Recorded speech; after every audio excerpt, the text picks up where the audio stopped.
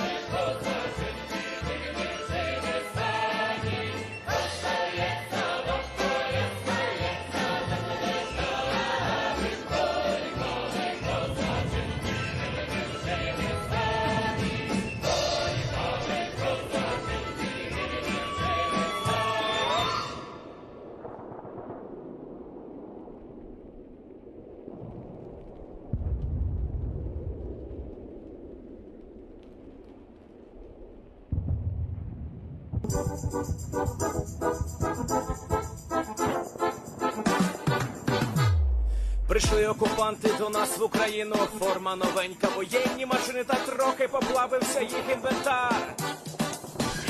Байрактар, Байрактар. Російські танкісти сховались з кущі, щоб лаптем посьорбати довбані щі, та трохи у чах перегрівся навар. Байрактар, Байрактар. Приперли зі сходу до нас барани для восстановлення великої страни. Найкращий пастух баранячий хотар. Байрактар, Байрактар. Хто буде всяке озброєння різне, потужні ракети, машини залізні, у нас на всі доводи є коментар. Байрактар, Байрактар. Вони захопити хотіли нас зразу, а ми зачаїли на орків образу з російських бандитів. Робить примар. Байрактар, Байрактар. Російська поліція справи заводить, там вбивцю рашистів ніяк не знаходить. Хто винен, що в нашому полі глухар? Байрактар, Байрактар. Веде пропаганду кремлівський урод, слова пропаганди ковтає народ. Тепер нове слово знає цар. Байрактар. Байрактар. Байрактар. Байрактар. Байрактар.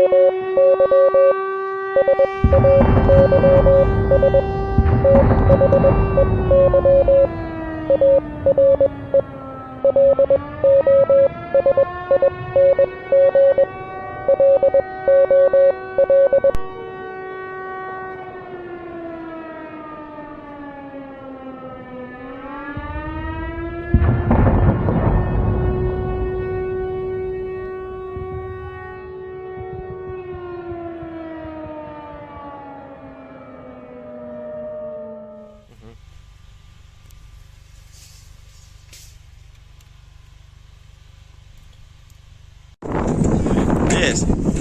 The Leaf Street Army sends its regards.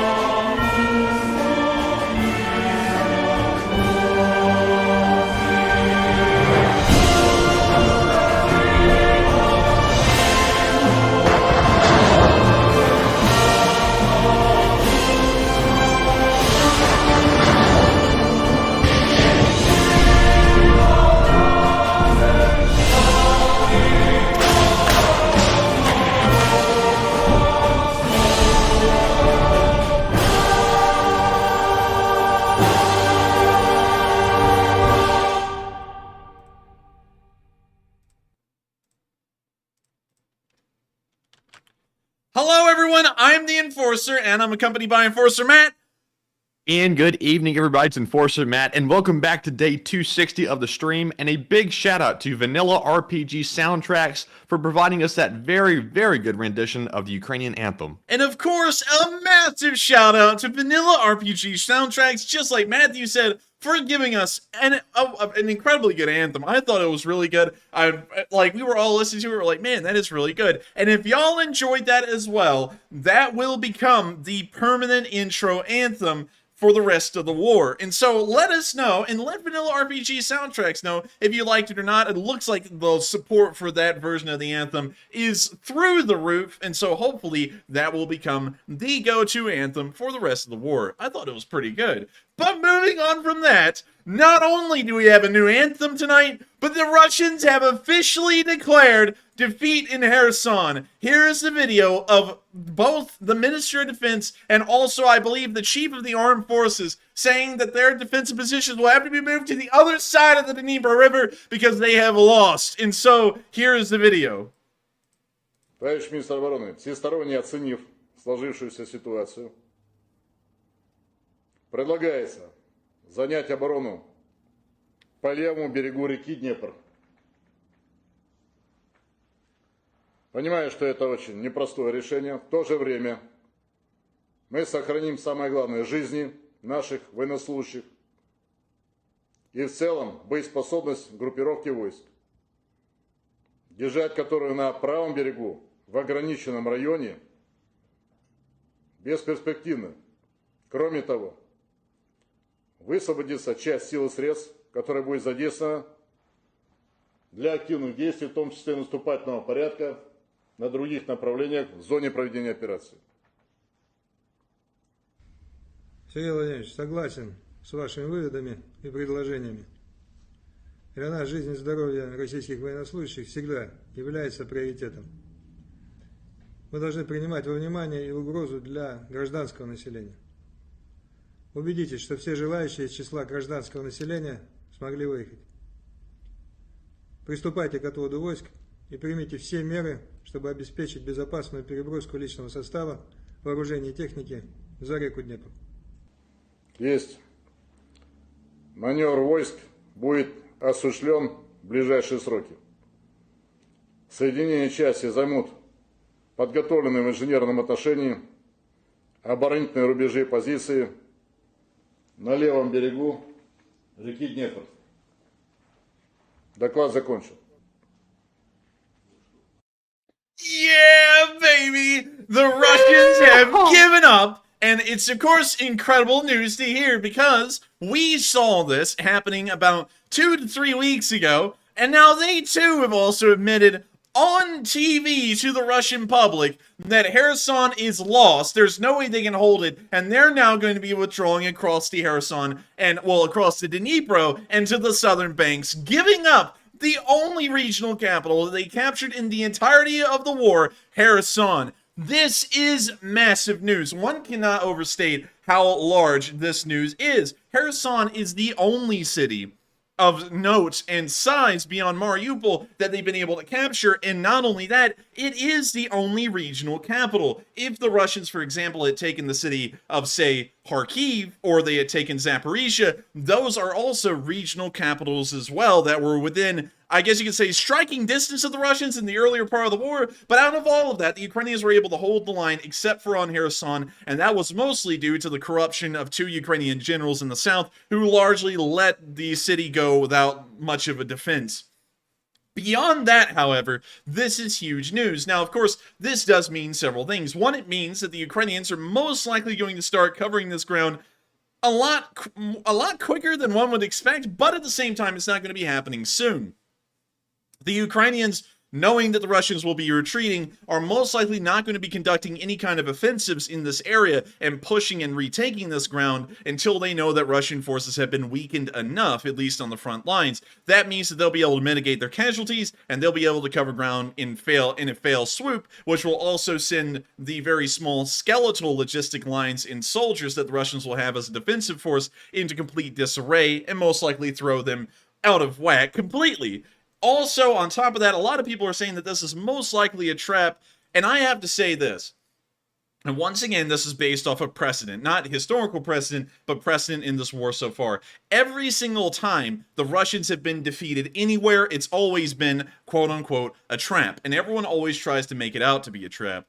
And I've got to be honest with y'all, we've never seen any time that the Russians have retreated turning out to be a trap. It was not a trap near Kyiv, Chernihiv, Sumy, Kharkiv, Izium, Balaklia. It's never been a trap in any of these areas. It's also not been a trap in the massive amounts of ground that the Ukrainians have retaken in the Kherson area as well. I just do not see, and of course I may be wrong on this one, so take it with a grain of salt, but I don't see this being a trap. I don't see the Russians blowing up the dam or using a tactical nuclear weapon, because if they wanted to, they would have done that already. The front lines, by and large, in the distance in between Ukrainian and Russian troops doesn't change that much. Even when the Russians are giving up ground, the Ukrainians are following right behind them. But still, this is big news. And so before we move on from the Kherson area, there is some very important things to cover. And also, we can already see this area starting to change right as this official declaration of defeat comes out. And I have to say this real quick, everyone. That right there, that official announcement that we just saw,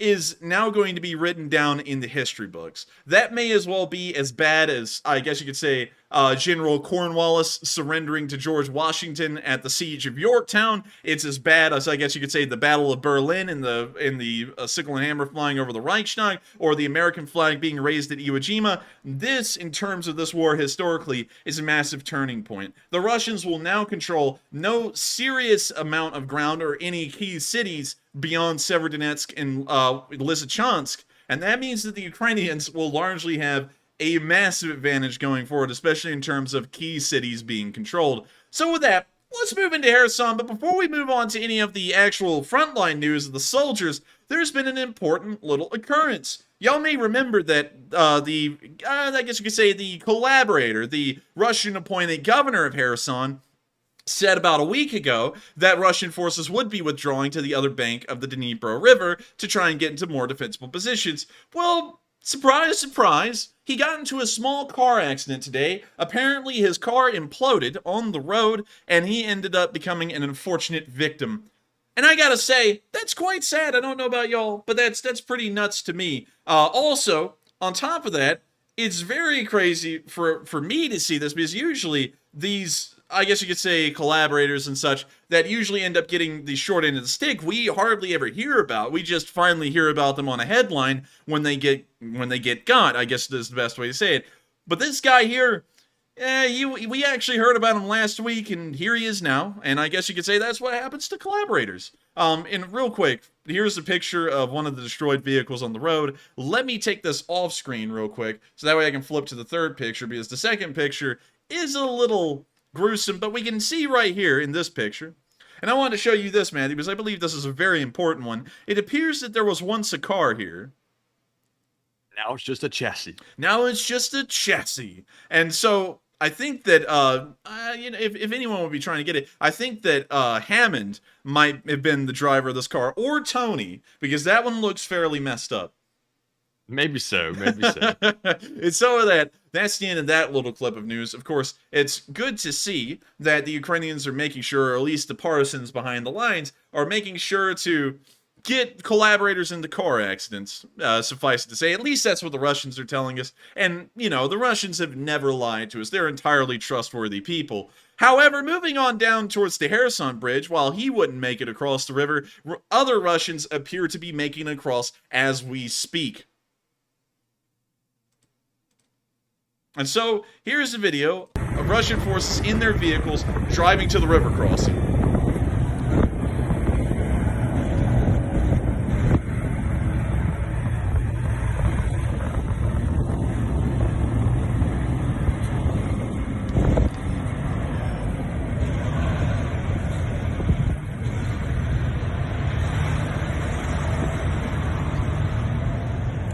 When you hear the vehicles driving forward in the night, you see some smoke being kicked up.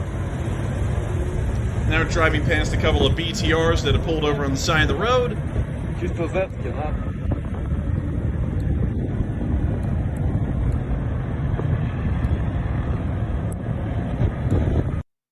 And with that, that's the end of the clip.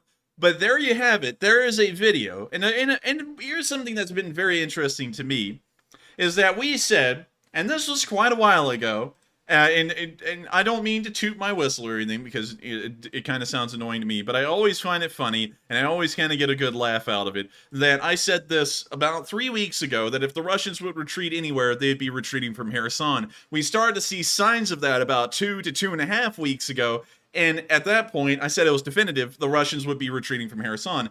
And I actually saw and heard that there was a little bit of a backlash of that statement on other channels, and some other channels and also experts were saying, no, the Russians are not retreating from Kherson. They're never retreating from Kherson. There's no signs of it. And it's been building up for weeks. It's been building up for around 2 weeks. And now we see that the Russians officially declare it. And it turned out to be the case. They have been retreating from Kherson the entire time, and now they're going to accelerate the entire process and get the rest of them out of there. So all in all, pretty good to see. And I gotta say, it's just something for me, because, you know, this is one thing. I gotta put down another little check on that was a correct statement, because whenever, and just in case if y'all are wondering, why in the world do I always say that, and why in the world do I always mention that stuff? Whenever people say that I might be wrong, I do take that a little bit seriously, and I think, what if I am wrong? It's like, what if that is the case? What if I'm just talking out of my rear end here?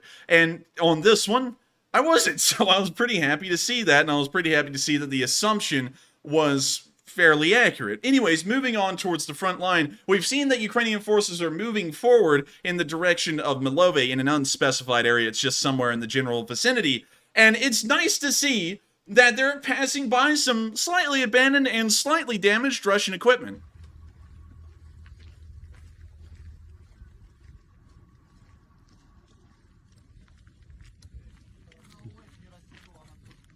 That's quite a decent bit of Russian vehicles right there. It looks like about 3 BTRs, and also a destroyed bridge. Oh, they found it, Matthew. They've retrieved the Maytag. So, and they had to rip the chips out of it, I'm sure. Yes, and so to answer the question from last night about the Maytag repairman having to go to Russia, I don't think he will, but he's definitely got his work cut out for him, because that looks like a pretty messed up Maytag, if I say so myself. Also, hopefully he doesn't receive fire from either the Russians or the Ukrainians, because the Maytag repairmen actually wear a pretty militaristic looking uniform. Anyways, we're going to let the video continue. Стиралка и БК готовилась на вывоз в сторону Херсона. Не успели.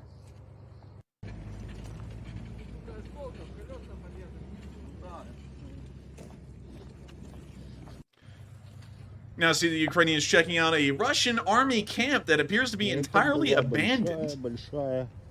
Also, I like how this camp has been here so long that these tires have dry rotted. Like, they just set up camp and they never moved once. It's kind of bizarre, I'd have to say. Кацапская столовая.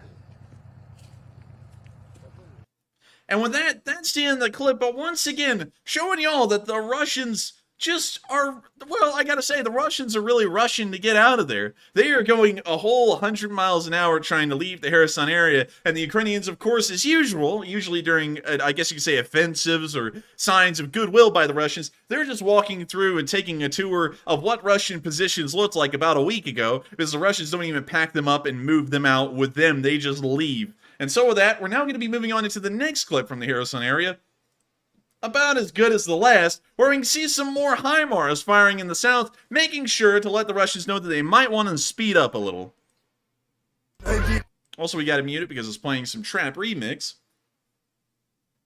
When you see the HIMARS disappearing, what am I talking about? Disappearing into the cloud cover overhead.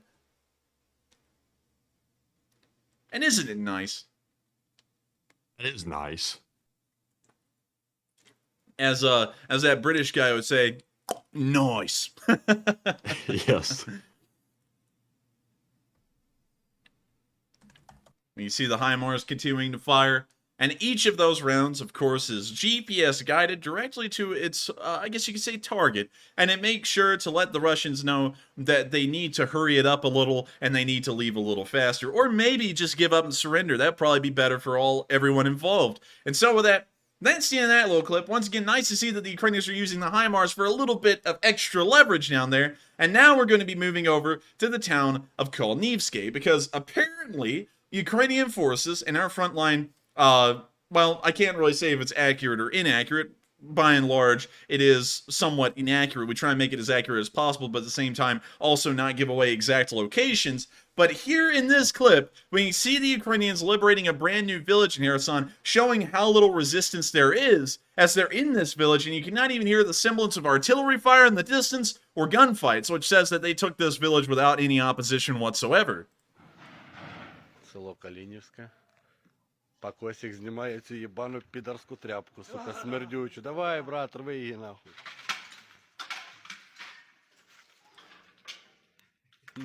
Давай.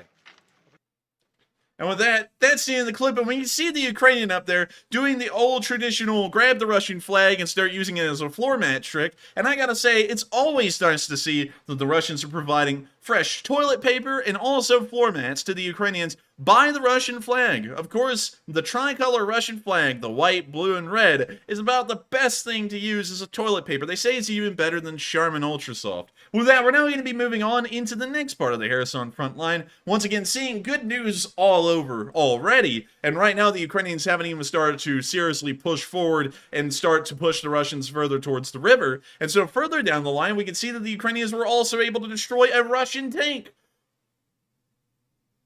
This one, I gotta say, I gotta give the Russians credit here. They really did try. If we take a look at this, Matthew, this was actually quality. They made a dugout, they covered it, and so it just has a one-directional opening. It's not just an open-air pit that this thing is in.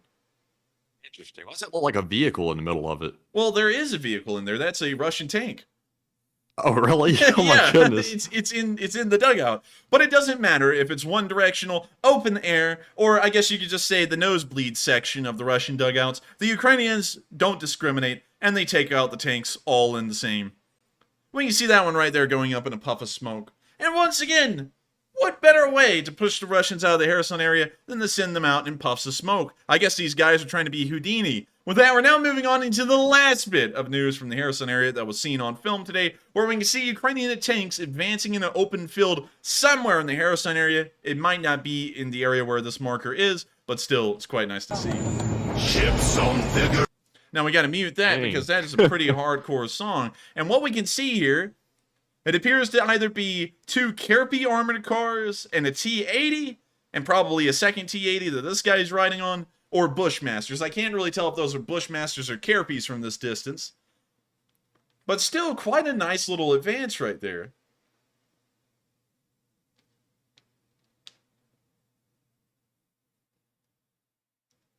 And with that, that's the end of the video, and I gotta say, what better way for the Ukrainians to retake the ground than slowly rolling forward in their T-80s and also with some brand new Western-provided armored vehicles. I'm not sure, and I hope someone was able to throw in a definitive answer in the live chat, whether it was a Kerpy or a Bushmaster, because I couldn't really tell you, but still, it's nice to see that those armored cars are helping out the Ukrainians to retake the ground that they once lost and now will be theirs again. With that in mind, we have not seen any major frontline changes in the Kherson area today, although we have loads of video evidence showing that Ukrainian forces are moving forward. Of course, in the respect of operational security and wanting to make sure that we don't end up getting any Ukrainian soldiers killed, we will not be updating the front lines exactly as it happens. We'll most likely be giving it about a day's worth of time, and then we will be updating the front lines in the Kherson area as they push the Russians back.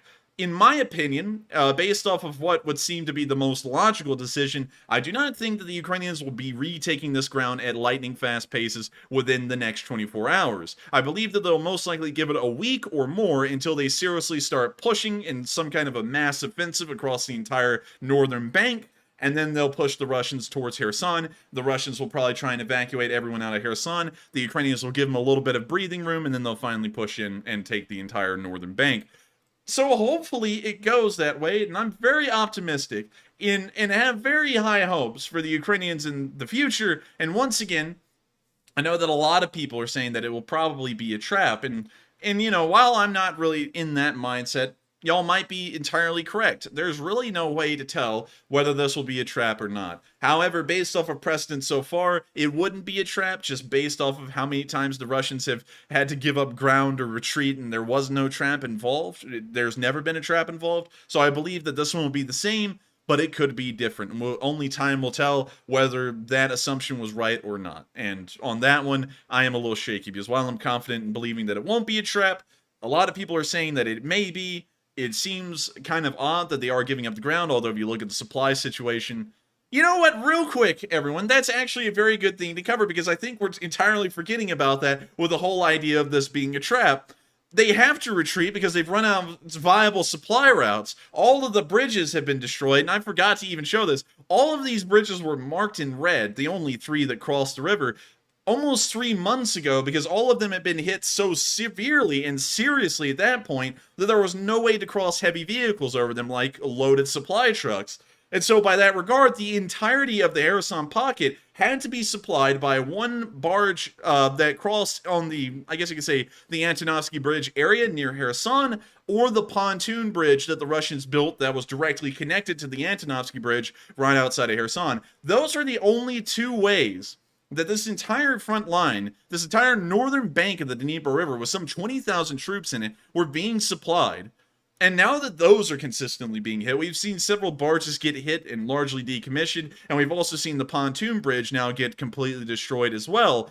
There is no way to supply these soldiers. They will starve to death or freeze to death in the upcoming winter, and that may be one of the primary reasons why the Russians are retreating, and for that reason it wouldn't appear to be a trap, although they may try and create one just because they're already having to retreat, so why not try and make lemonade out of lemons, in a way. So with that, it's now time to move out of Kherson, and from all of the impressive and great news that we're hearing from there today, one of the major victories that the Ukrainians have had so far in this war, and I would have to say, in terms of importance, this area here, if the Ukrainians are able to retake this within the next 2 weeks, this is going to be far more important than retaking Balaklia or Izium or even Kupiansk for that matter. Kherson is the gateway to the Dnipro River, and while the Russians will still control the southern bank over a large portion of the Dnipro River, they will have recaptured a regional capital, the home of about, I believe, 300,000 people that lived in that city,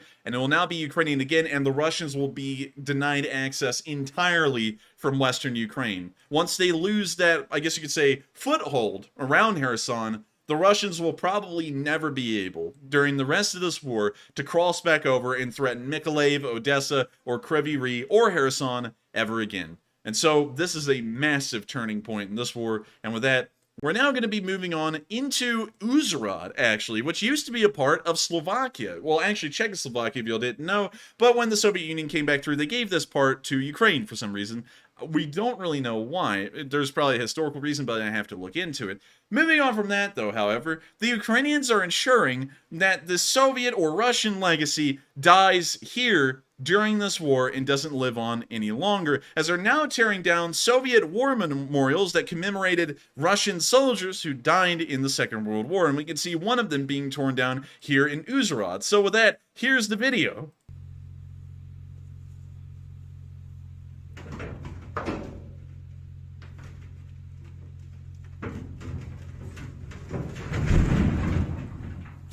Dang, that was heavy. That thing hit the ground, and I think it's made an imprint. Gosh. Dang.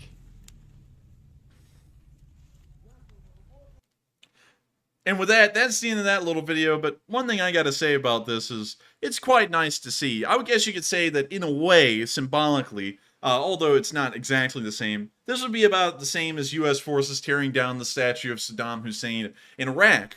It's signaling the turn of a new age, an age where Ukraine will have no connections whatsoever to their former Soviet past, where they were pretty much second or third class citizens as compared to the Russians. And so it's great to see that they're still continuing on with these efforts of what they call, I believe it's decommunization or whatever. Let me see if it's on this caption.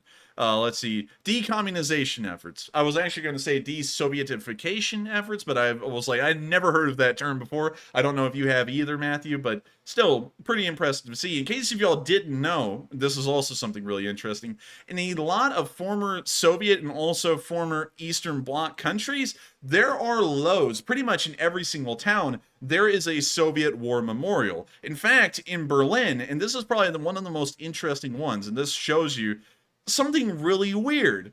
Because if we look at the Grosser Tiergarten, right here, and we look at this complex, actually I believe this may be the wrong complex, it's actually right here.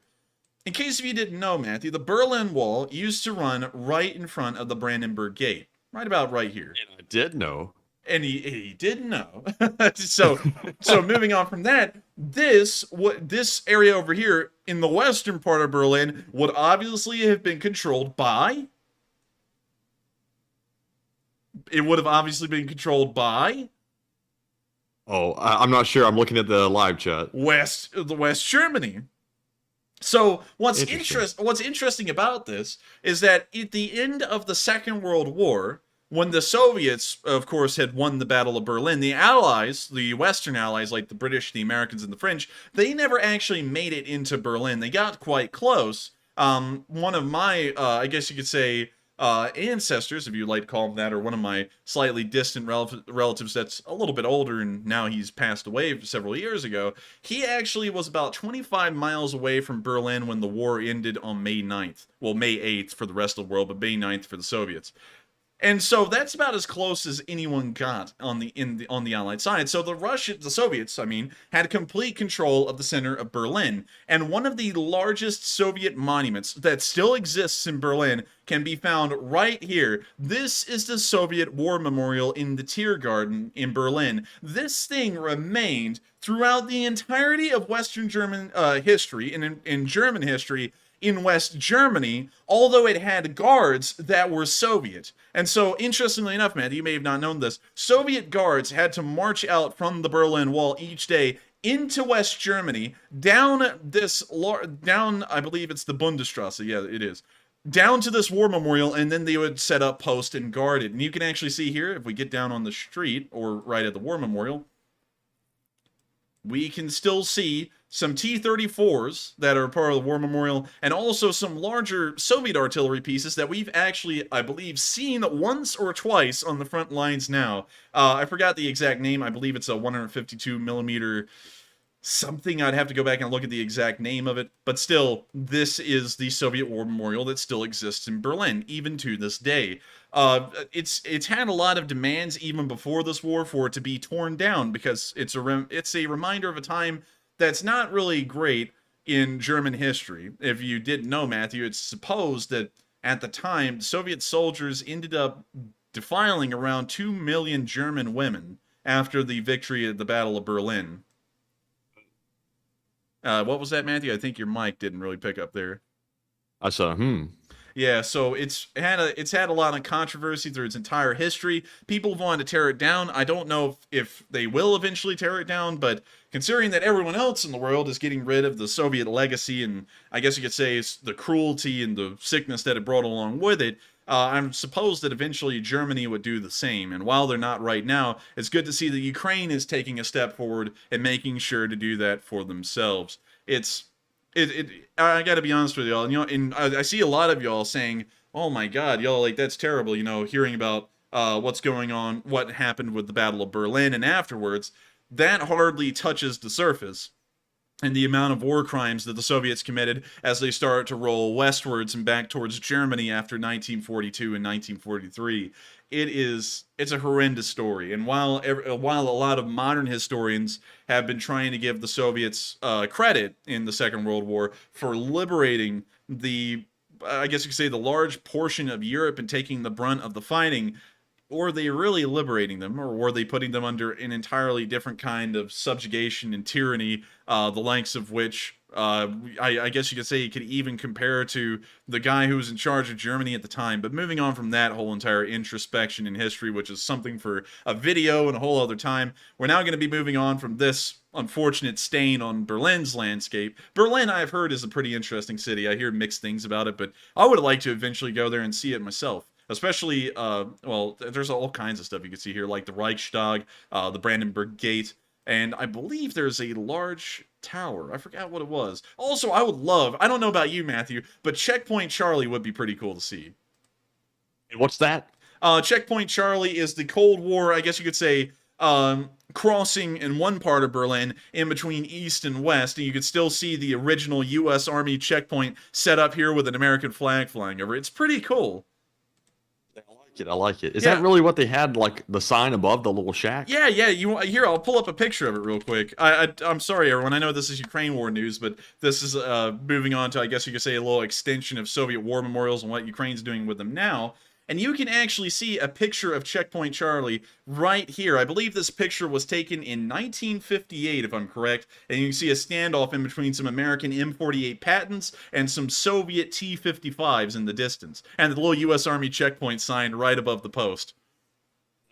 That's pretty cool. It looked like it was, like, I guess from like a movie set, like in the modern photo, but it looks like it fits in this photo. Yeah, it's well, Berlin was entirely different at that time. It looked like it blended in, but now with everything modernizing around it, and it's still standing to this day, it looks like something out of a movie. But still, a very interesting little piece of history. You know, getting onto a side note, sorry about that, everyone. I hope you all enjoyed that little rabbit hole. But with that, it's now time to move back into Ukraine and out of Germany, speaking of Soviet war memorials, and it's time for us to move on to the next one. This one isn't exactly a Soviet war memorial, but it is a memorial nonetheless to, I guess you could say, prominent figures in Russian culture. If y'all have never heard of Pushkin, Pushkin, I guess you could say, is the equivalent, and I'll pull him up real quick, Alexander Pushkin, and I'll give you all a quick little synopsis of him. Pushkin is a Romanticist era writer in Russia. And so he's, I guess you could say he's kind of the same notoriety in Russia as Charles Dickens would be, who was the one who wrote up Oliver Twist, The Christmas Carol, all kinds of stuff like that. And so he has a lot of impact for Russian culture, but really nothing on Ukrainian culture. And of course, this was an attempt, the push for Pushkin to be in Ukraine during Soviet times, to try and erase Ukrainian culture from history. And we can see that the Ukrainians are making sure to remove that mark as well against them by removing a statue of Pushkin in Kharkiv. And here we can see the head of the statue being moved pretty much in a noose. And so here's the video.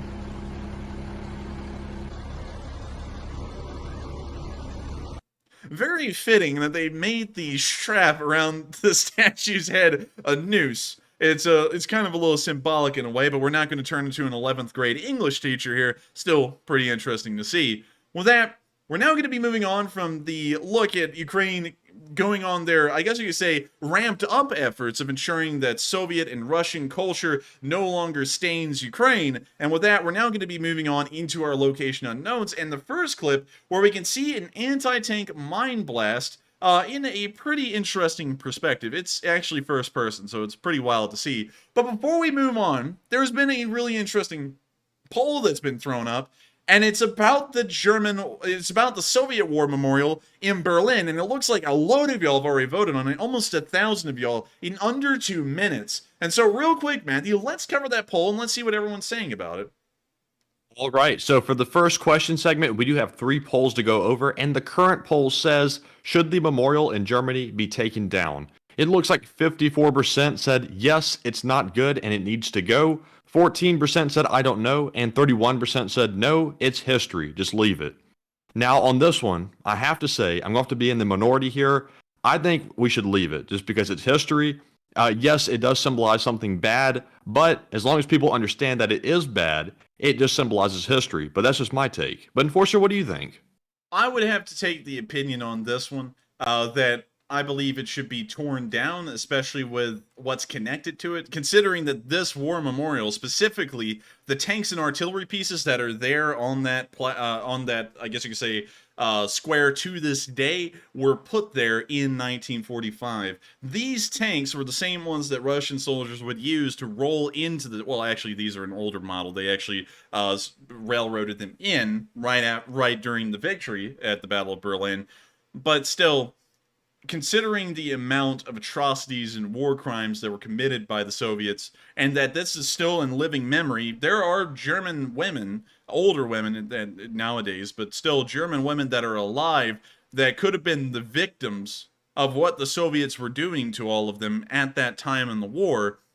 And to think about that, and also, I can't even, due to how YouTube is, I can't even touch on the actual horrors and atrocities that the Soviets committed in Berlin. You would have to read it for yourself. It's really an unbelievable thing. But still, considering that this war memorial was made at that time, and there's people that are still alive to this day that could have been victims of these atrocities committed by the Soviets, I would say to tear it down. I would say it falls under a similar idea as denazification in Germany. At the end of the war, we went through and we found every single thing in Germany that had a swastika on it, whether it be a gun, a church bell, a building, and we blew them off, or we scratched them off. I would have to say that I would think that it would probably be the best to throw that under a similar category. And so with that, we are now going to be moving on to the next poll, but there was actually some pretty interesting input on that one. And so with that, on to the next one.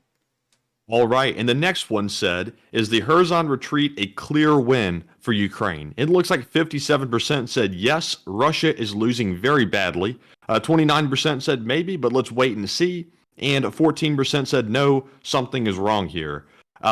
Now, I think very clearly it's a win for Ukraine, and Russia is losing very badly. It's so bad of a loss, it makes people to think that there's maybe a trap or something like an ulterior motive behind it, but I think it is what it is. But Enforcer, what say you? I would have to say they're losing just terribly. There's really no way to explain it any other way. It's much like, for example, to once again draw on this example, because it's the largest one of the war so far, in the Balaklia area, when the Russians were being pushed all the way to Kupiansk in 2 days, everyone was saying, oh, it's got to be a trap, because the Russians are retreating so quickly. But that wasn't the case. They were just being defeated that well and that efficiently by Ukrainian soldiers that it looked like it had to have been too good to be true, and I believe that's what's going to be happening down here as well. I don't really see it being any different. I think that the Russians have realized that this position is unattainable, undefensible, and they have to give it up before they suffer more casualties. And so with that, I hope that answers that question fairly well. And I've actually seen someone say, and this was a pretty interesting one, they said for a German woman to be alive and to have suffered from the atrocities committed in Berlin, they would have to have been over 100 years old. And I think I can say this without getting into too much detail, but that's assuming that the victims were around 20 years old when that happened, and according to some stories, they were much younger than that, and it's very sickening to read about. But anyways, just wanted to go back and say that there are people, and believe it or not, it's insane to think about it, and it's just sickening. There's people that are still alive to this day in Berlin that were victims of Soviet atrocities at the end of the Battle of Berlin in 1945. So with that, we're now going to be moving on from that poll and into the next one. And if we don't have another one, let's see about answering some questions from the chat real quick. And then we're going to be moving on into that next clip of seeing a first-person footage of an anti-tank mine exploding. All right, so we do have one more poll, and the third and final one said, do you think that Ukraine is going to advance immediately behind the Russian withdrawal? It looks like 49% said no, they will wait and be cautious. 41% said yes, they will push them out. And 9% said, I don't know. Now, for me, I think it would be wise for them to wait and make sure that it is what it is. I think it is a honest retreat. I think they're losing so badly and they can't get supplies in there that they just have to retreat. But there's always a possibility it could be a trap, but I think that's unlikely. But Enforcer, what say you? I have a feeling that the Ukrainians are going to wait a while and then push once Russian defenses are incredibly weak. I'm basing this assessment off of a similar situation, considering that there was a naval, I guess you could say water crossing involved, which is the retreat or the defeat at Dunkirk. The Germans stopped their advance outside of Dunkirk for several weeks waiting for the British and the French to withdraw from Dunkirk and cross the English Channel and on into Britain. They waited until the French defenders, and there was incredibly few of them left at that point. They waited until they were the last ones there, and then they pushed in and crushed the remaining French defenders. I believe there was around 10 to 20,000 of them, and out of all of those, almost all of them were captured or killed. Well, I believe, in fact, all of them were captured and killed. There was really no way out for them at that point. So going off of that and seeing that the Germans stopped, and of course that's always a big question. Everyone's always asking, why did the Germans stop at Dunkirk? And then, everyone starts going into this weird stuff like Hitler had respect for the British, and so he didn't want to crush their army. He wanted them to be able to fight back later. I don't believe that at all. I believe that the entire reason Dunkirk in its offensive was paused was so that way the British could retreat and the Germans could save themselves a lot of time, effort, and casualties that would most likely occur. Because you got to remember, the British and the French at that point would have had their backs to the wall, they would have had nowhere to retreat, and they would have fought like hell, and the Germans would have taken on massive casualties along with the British and the French as well.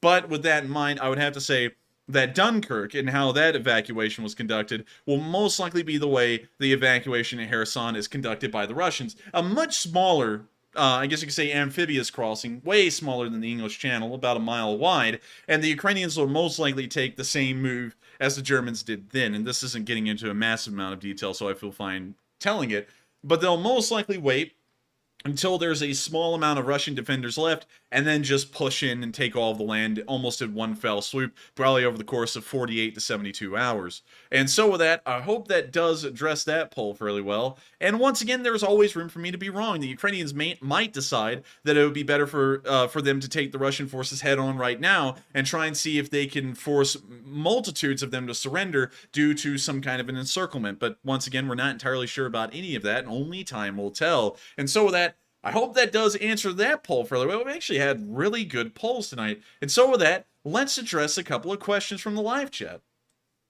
And something I saw in the live chat a second ago that kind of cracked me up? Everybody's saying the Germans ran out of meth. And also somebody said Germans were tweaking, and that's where it ended and needed rest. And it's kind of comical to think that's actually what happened. But at the same time, it's actually what happened. I can't even believe it, to be honest. It's really hard to believe when you think about it. Well, Enforcer, what do you think? Well, what's funny about that, speaking about that and getting into a little bit of World War II history, I believe that this correlation is causation. It only makes sense. The Germans had the best strategic successes in World War II when the entire army was hyped up on Pervitin. That was the only time that they were winning in this war. The Battle of Poland, all German soldiers were tweaking. The Battle of France, every single German soldier was tweaking. Then around mid-1940 to late 1940, they decided, you know what? Giving them straight-up amphetamines is probably not good for these guys. We need to stop that. And so then it became a lot harder for them to get the stuff, because then they had to send letters to their family and be like, hey, could you mail me the stuff? Because the German army isn't giving it as standard issue anymore. And then we saw that the German army started to finally slow down and started to suffer losses. Of course, that's paired with a whole bunch of other stuff. But isn't that weird? Is that just me, or do y'all find it weird that once the Germans stopped the readily available supply, almost like meth on the tap, that they began to start losing? It's I think that's the weirdest correlation ever. And of course, there we go. JD said Panzerchokolade. They had chocolate meth, Matthew. That's like, if I don't know who asked this question, but it's like, what if a bunch of meth heads decide to invade a country? Well, Germany did it.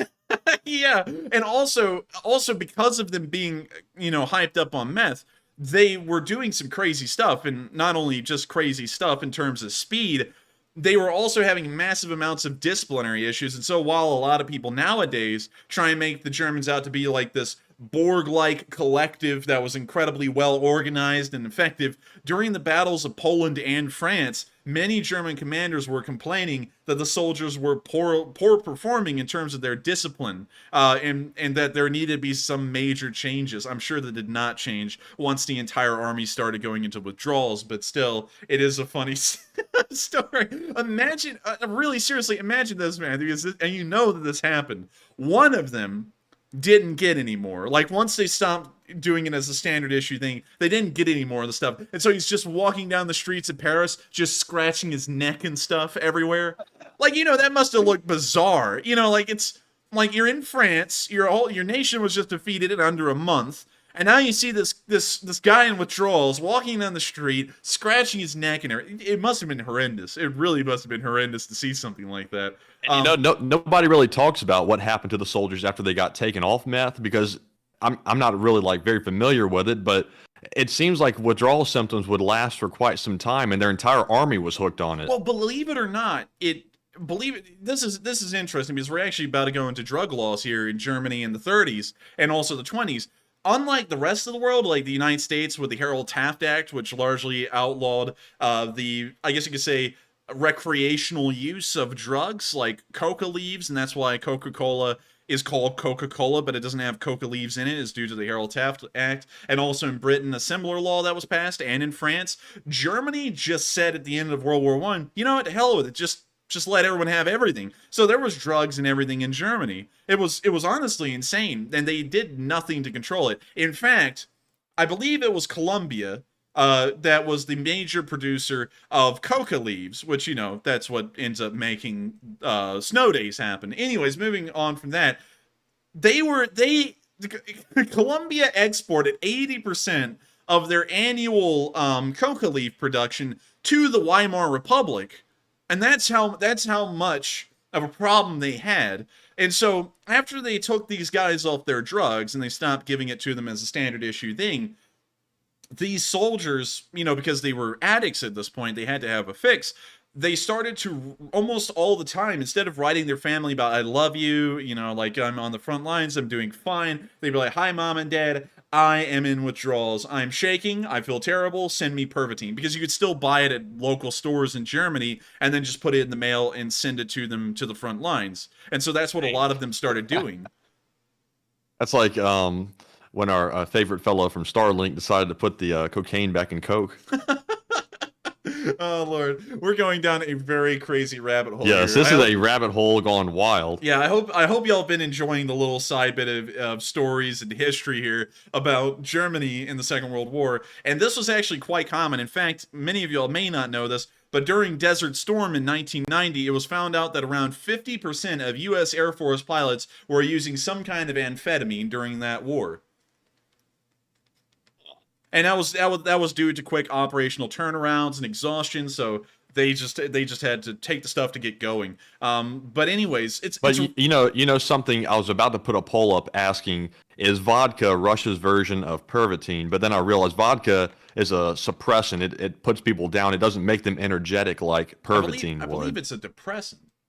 Yeah, depressant. Yeah. That was the word I was looking for. Depressants and stimulants. And also, interestingly enough, the whole reason the Germans started standard issue the stuff is that one German officer was like, you know, he was at a military academy. I believe it was near Mannheim or Frankfurt. I'm not really sure, but it was in the western area of Germany. He was like, I wonder if I give my students meth, what will they do? So he gave him meth, and then they marched 25 miles in a day, and they didn't exhaust at all. I mean, like, they were just fine at the end of it. And he was like, wow, this is incredible. And so he moved that up the chain. It got all the way up to Hitler. And Hitler, you know, of course, being the drug addict he already was like, yeah, go for it. Just give it to everyone. That's how it happened. And that's why that's why they had a massive problem later on. Anyways, we're still going down that massive rabbit hole. It's now time for us to move on from that and into the question segment. All right, so moving into our super chats, after that very deep rabbit hole, we have a $100 donation from John Dameron, a very generous donation from a longtime channel viewer. John says, Enforcer and Enforcer Matt, thank you for your continued dedication to covering the news. You guys are awesome. And my question is this. Once Ukraine regains Kherson, what area will they counterattack next?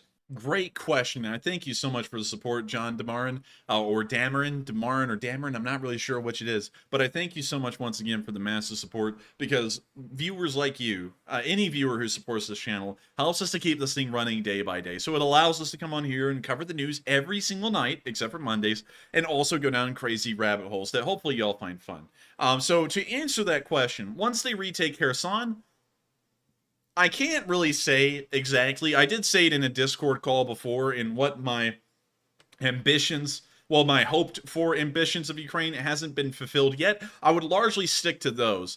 if you were in that Discord call on the Discord server, please don't say it in the live chat, because I was just wondering, you know, it's kind of like, that was my little letter in an envelope to y'all that was sealed, so that way in the future I could be like, was I wrong or right, and y'all could tell everyone whether I was wrong or right on that. But I will say this, while I don't want to get into the whole operational security side of things and just give it away to, you know, thousands of people, they are certainly eyeballing a certain area, and it looks like, based off of what I'm thinking and what seems to be historically logical and a bit of a precedent, they have room, and there is one spot on the front line that they could move into that will jeopardize a large portion of that region's front lines as far as the Russians are concerned. And so I think that they will push through that area. I can't say the exact name of it on stream, but it will definitely be more northern, to say the least. But I can't really get into any details beyond that. It will happen north of Volnovakha. Anywhere north of there on this front line, it will occur in. I don't want to get into any more details than that, but thank you so much once again for the support, John, and also thank you so much for the kind words as well. It's a huge privilege. I find it to be a massive honor that I'm able to sit here and cover the news every single night for y'all. I'm glad that a lot of people find it to be worthwhile and do enjoy watching it, and I thank you all so much. I thank every single one of y'all that are here right now, all 6,600 of y'all that are watching the stream right now for watching this. It means a lot to me that so many of y'all actually find this to be worthwhile news.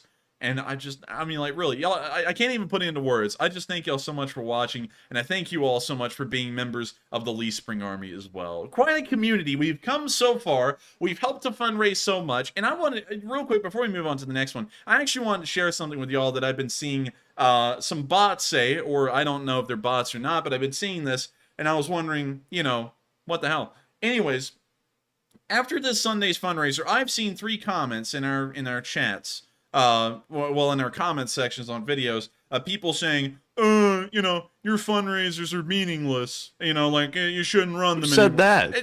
that? I've seen that said by 3 people. They said we're milking viewers dry for nothing. It's not helping. It's pointless. And I don't let bots get to me a lot. But I have found that to be incredibly offensive, because we've nearly gotten up to $580,000 to $590,000 raised in support, and I find it to be offensive on y'all's end, on y'all's behalf, because it's like, what the hell? It's like, what these bots are trying to say is that $600,000 of support to multiple fundraisers that are in Ukraine and helping out right now is nothing. That is the dumbest thing I've ever heard. And in response to those people, if they are watching, what have you done for Ukraine? Like, the Lee Spring Army has gone above and beyond. What have you done rather than sit around? Nothing. And so, in that regard, I want to tell all y'all, and if y'all want to let these people know that they're not going to win any of y'all over, put the Lee Spring Army in the chat. These people are not going to sit here and dissuade me from running fundraisers. And I think that's their entire goal, because once we stopped running fundraisers because they ran their mouths, then they'd be going, oh, look at him, you know, he's not running fundraisers, he doesn't care.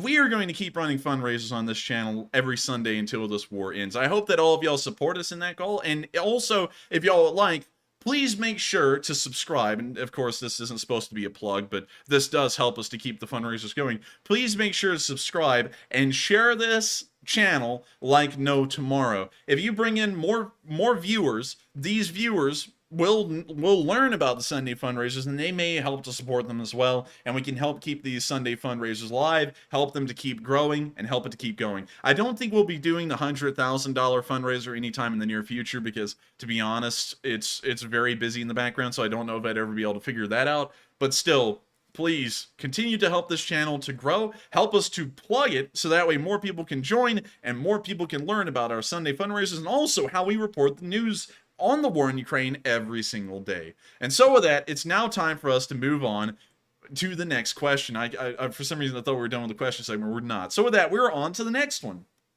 All right, and up next, we have a generous $50 super chat from BC Skyman, who is a channel legend, by the way, and everybody already knows that. BC says, sponsoring a live chat question. Guys, thank you, Enforcers, for your massive war coverage. And thank you so much for the support, BC Skyman. You have been around forever, and you've helped this channel to run for quite a long time. And I thank you so much, thank you so much, what the hell? Thank you so much once again for the support and helping this channel to keep alive. And of course, BC Skyman, is one of the kindest people, because I actually cannot remember often a time that you've thrown in support over the past like 2 months where you've ever had a question for yourself. You're always giving them away to live chatters, and I got to thank you so much, because I bet a load of live chatters enjoy that, because we always want to make sure that we can answer live chats. But if no one sponsors a live chat with their super chat, we have to wait until the very end of the stream. And so I thank you so much for allowing us to get to that a little early. And so with that, what do we got, Matthew, for a live chat sponsored by none other than the legend BC Skyman? All right, and the question goes to Richard Parnell, who says, do you have any idea as to how many brigades the Ukraine could free up after the fall of Kherson? The Ukrainians could probably free up, and I can't get into exact numbers, they could probably free up at least 5 brigades worth of manpower to move elsewhere across the front lines. That is almost a definitive certainty. Beyond that number, we're not entirely sure, because, of course, I don't want to get into exact number counts of brigades in the area and what they'll most likely need to hold the Dnipro River, but it would be more than 5, I can guarantee that. And so with that, I hope that does answer that question fairly well, and thank you so much once again, BC Skyman, for being just one of the channel legends and also one of the kindest people on this stream. And so with that, we are on to the next one. Right, and the final one of this segment goes to Blue Eyes 58, who puts in a $22 donation and says, I think the Russians will leave Kherson completely, but fill it with mines. And thank you so much for the support, and that may be true. Now, that's probably one of the most truthful things I've ever heard. In terms of traps, I believe if there were traps, those would be the ones that will be left behind. Like, I guess you could say the smaller booby traps that we've seen before, like a Russian helmet on a windowsill, but it's clipped to a grenade that's inside the helmet, and if you pick up the helmet, it pulls the pin and the grenade explodes. I think that would be the kind of traps that the Russians would set. And so, in that regard, that is probably the best, I guess you could say, statement of what these traps would really look like, in my opinion, if they did exist. I don't think it's going to be anything grand. I don't think they're going to blow up the Novikakhovka Dam or throw a tactical nuclear weapon into the center of Kherson and try and vaporize hundreds of thousands of people. I don't think they're going to be doing anything that grand, but something like laying mines and smaller traps around that would probably just kill the passerby or the, occasional soldier, that is definitely something that I could see. And so with that, I thank you so much for the support and also helping us to keep this channel running. And with that, we have now reached the end of this question segment, and it's now time for us to move on into the next bit of news. Starting off with some first-person muddage. What is up with me tonight, man? I've butchered so many words doing this tonight. It's unbelievable. But anyways, it's time to check out an anti-tank mine blast in first person. I like that title, by the way. Nooking butts. Oh, wait a minute. Actually, I forgot. This is showed later on in the news. I found a location for it, and so I just copied and pasted it. Forgot to delete this one. So we're going to be reaching that one later on in the stream, because that's actually attached to a specific location. So with that, we're now moving on to the next clip of Location Unknown News, where we can see a beautiful Ukrainian Mi-24 in operation near the front lines. Now, real quick, let me rewind this so y'all can see it. There it is right there. Popping off its flares. See one firing off its rockets. Now taking a nice hard left bank back towards the cameraman and popping off its flares as well. Oh,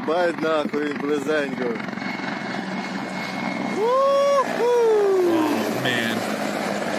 I'll say one thing. If the Soviets ever did make anything that looked cool, it was the Mi-24. That would be the only thing I'd give them credit for out of everything they made. That was probably the only thing that they made that, when you look at it, you're like, man, that thing's mean looking. Oh, look, they also have some artillery firing off at the same time. That was a nice little treat. The cameraman got scared from that. He was like, oh, crap.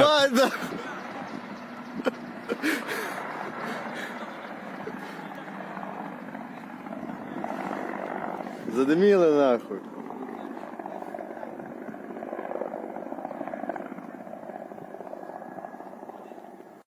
And so with that, And that's the end of the video, and it's very nice to see those beautiful Ukrainian Mi-24s in operation. And of course, gotta remind y'all, the Ukrainian Mi-24s, while they're not the most modern attack helicopter out there in the world anymore, they were the helicopters that conducted the raid on Belgorod's oil silos, and did it successfully.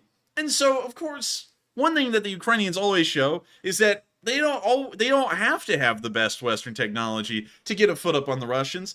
They just sometimes win because they win. And so with that, we're now going to be moving on into the next clip of Location Unknown News, where we can also see an MRAP's survivability tested. This video is going to show y'all a Max Pro, which is an American version of an MRAP, being hit by a Russian guided ordnance. But there's something very important to show from this, and this is why the MRAPs and these Max Pros specifically are being sent over to Ukraine in droves. So here's the video. We can see the Max Pro on the move. We can see the Russians are eyeballing it from a distance. And it appears here that it runs over a mine. It then explodes. It is shrouded in a massive cloud of smoke. Now, a normal vehicle, anything lesser, would have gone up in a ball of flames. If this was a Russian BMP, it would have shattered into fragments. It would have ceased to exist. But this Max Pro is covered in such good armor, such effective armor, that all 4 of the crew members in this Max Pro just popped over the back door, ran out, and ran away. Each one of them A-okay. And that is why... But the vehicle was disabled, though? Oh, the vehicle was disabled, but that's not what an MRAP is made to do. An MRAP is not made to roll over a mine and survive it and keep driving. An MRAP is made to where if a mine hits it, it gets knocked out, but the entire crew will live. It's Interesting. like armored cars like a Bushmaster or a Kerpy or a Wolfhound or a Husky or an MRAP or a Max Pro. They're all made for the entire idea of crew survivability. It doesn't matter if the vehicle survives the blast, it just matters if the crew survives the blast. And that's what this one showed. It did its job perfectly. And it's really impressive to think this thing ran over a mine that would have killed a normal Russian tank. And yet this thing made sure that the entire crew survived. And they were so well off that you saw when they started running down the road to the direction that the Max Pro was driving in, none of them had any kind of limps, none of them were moving slowly, they all just got out like it was just part of the plan. And that shows you how effective the mine protection is on these MRAPs. They do their job quite well, and that is a very good reason to continue to support these vehicles. It always raises the question, why are we sending them over there? It's for crew survivability. That's the entire reason that we send them over there, and they're doing quite a good job at that.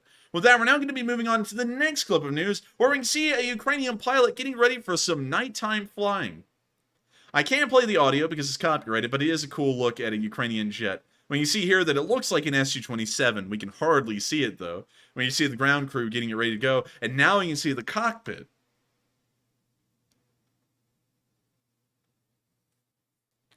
Really nice look at the cockpit. And we can now see the pilot on the tarmac getting ready for a little nighttime flight and firing off an air-to-air missile.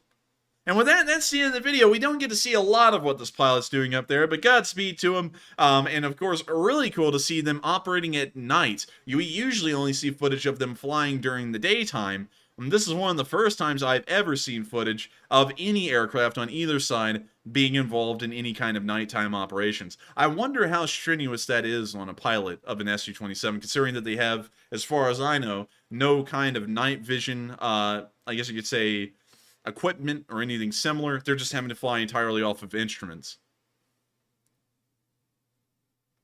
That would be an interesting question to have an answer to. And with that, we're now going to be moving on to the next clip of Location Unknown News. And I know, Matthew, I know you're going to be like, man, I'm busy over here. I'm just kidding with you. We're now going to be moving on to the next clip where we can see the Ukrainians using an RPG, well, an RGP-40.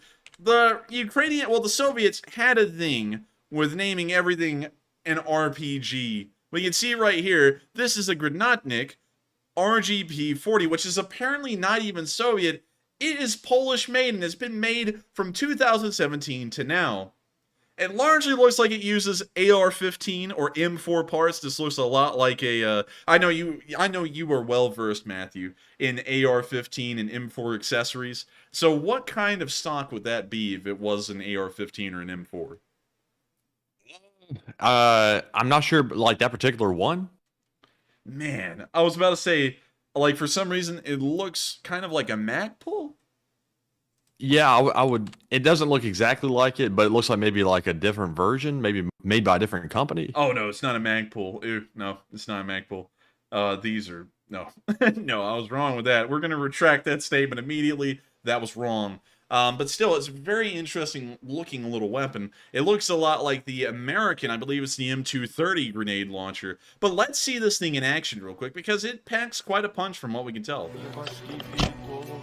We hear them playing some slow Ukrainian country music, so I cannot play the audio. When we see this man level the grenade launcher and begin to fire it.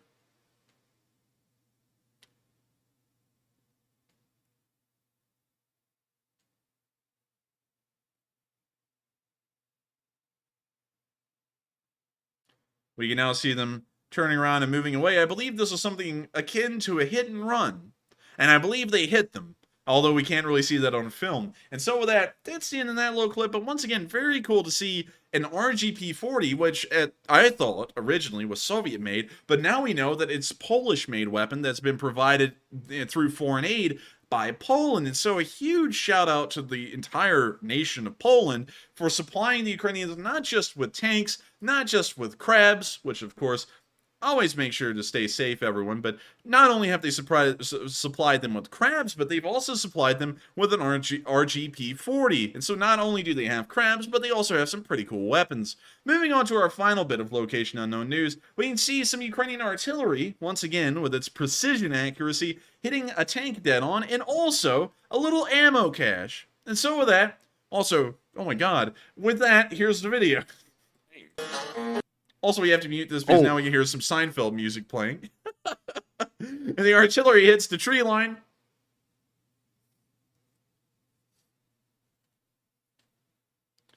And we can also see it hitting an ammunition cache on the other side of the road.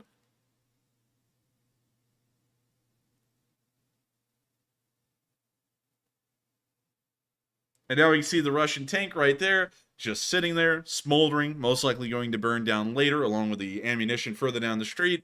And with that, that is the end of our location unknown news. But once again, a great look into Ukraine and the ability it has to continue every single day for 260 days straight to inflict casualties on the Russians that are practically unseen in modern war, unless if it's the United States versus a small country or a very dated country like Iraq or Afghanistan. With that, we're now going to be moving on into the area of the Oskil River, where we had a really cool video today of a Ukrainian pilot flying over a river. And so with that, here's a video, and this one is pretty neat. Of course, when you hear music being played as usual, I always have to throw it up for a second, so that way you'll know I'm not muting it for no reason. But man, look at that. I believe this is an Su-27, if I'm correct. Just casually flying over this river. I just gotta say, Matthew, that looks fun. It does. Every time I see I wonder if it's actually that fun to fly it, though. I wonder if it actually cracks up to what you think it is. Well, you know, I've never really heard any bad things from pilots, like fighter pilots. I've never heard a fighter pilot go, man, I hate my job. You know, I've never heard one say that. But then again, you know, pilots are pilots. But still, it's really cool to see that this Su-27 is just, honestly, it looks like it's just lazily flying over this river. And I bet you that would be incredibly fun to pull off. Just flying around in one of these things. They're highly maneuverable. One of the better aircraft that the Soviet Union made right before they collapsed, but still technologically dated by a pretty good bound. With that, it's now time for us to move on from the Oskil River and this little nice video of a Ukrainian pilot enjoying his time in the air. And it's now time for us to go up to Troitske, where we saw that the border guards are, of course, checking papers and handing out, I guess you could say, deportation notices in a little bit more of a rougher manner. Of course, once again, to Russian tanks, which have decided to joyride their way across the border without going through proper checks and, of course, checking their baggage. But before we get to that video, which is, of course, going to show some pretty nice stuff, we've had some very interesting polls from it. I believe we've only had one. But with that, what have we got on that poll, Matthew? Right, and you called me right in the middle of writing the second one, so we only have one for right now. And the question said, do you think if Russian soldiers were given pervitin, meth in parentheses, that they would likely revolt? It looks like 38% said yes, the energy boost would do it. 35% said maybe, and 28% said no, they would still follow orders. Now, for me, I think if they were given some kind of stimulant, that would definitely give them the energy to revolt, especially if you take away the vodka. But I doubt that'll ever happen. But Enforcer, what do you think? So wait a minute, are you equating these people to the Energizer Bunny? Is that what we're doing? I mean, Pervitine probably makes you do the Energizer Bunny. So reread the prompt to that poll again, because that one was that honestly gave me whiplash a little bit. So let me hear that one more time. So the question is, do you think if Russian soldiers were given Pervitine that they would likely revolt? That is, Matthew, I gotta say, you come up with some very creative polls. That is probably the most cracked, pun intended, poll I've ever heard you put up. Honestly, a funny one, though. And it seems like a lot of y'all. How many people voted on that one? Do we know? Let's see. It looks like about 1,300 voted. Good Lord, that was actually a really engaged poll. A lot of y'all voted on that. And if I had to weigh in my 2 bits on it, I think if they got Pervitine along with the toxic mix of alcohol they're drinking, I think it would just kill them.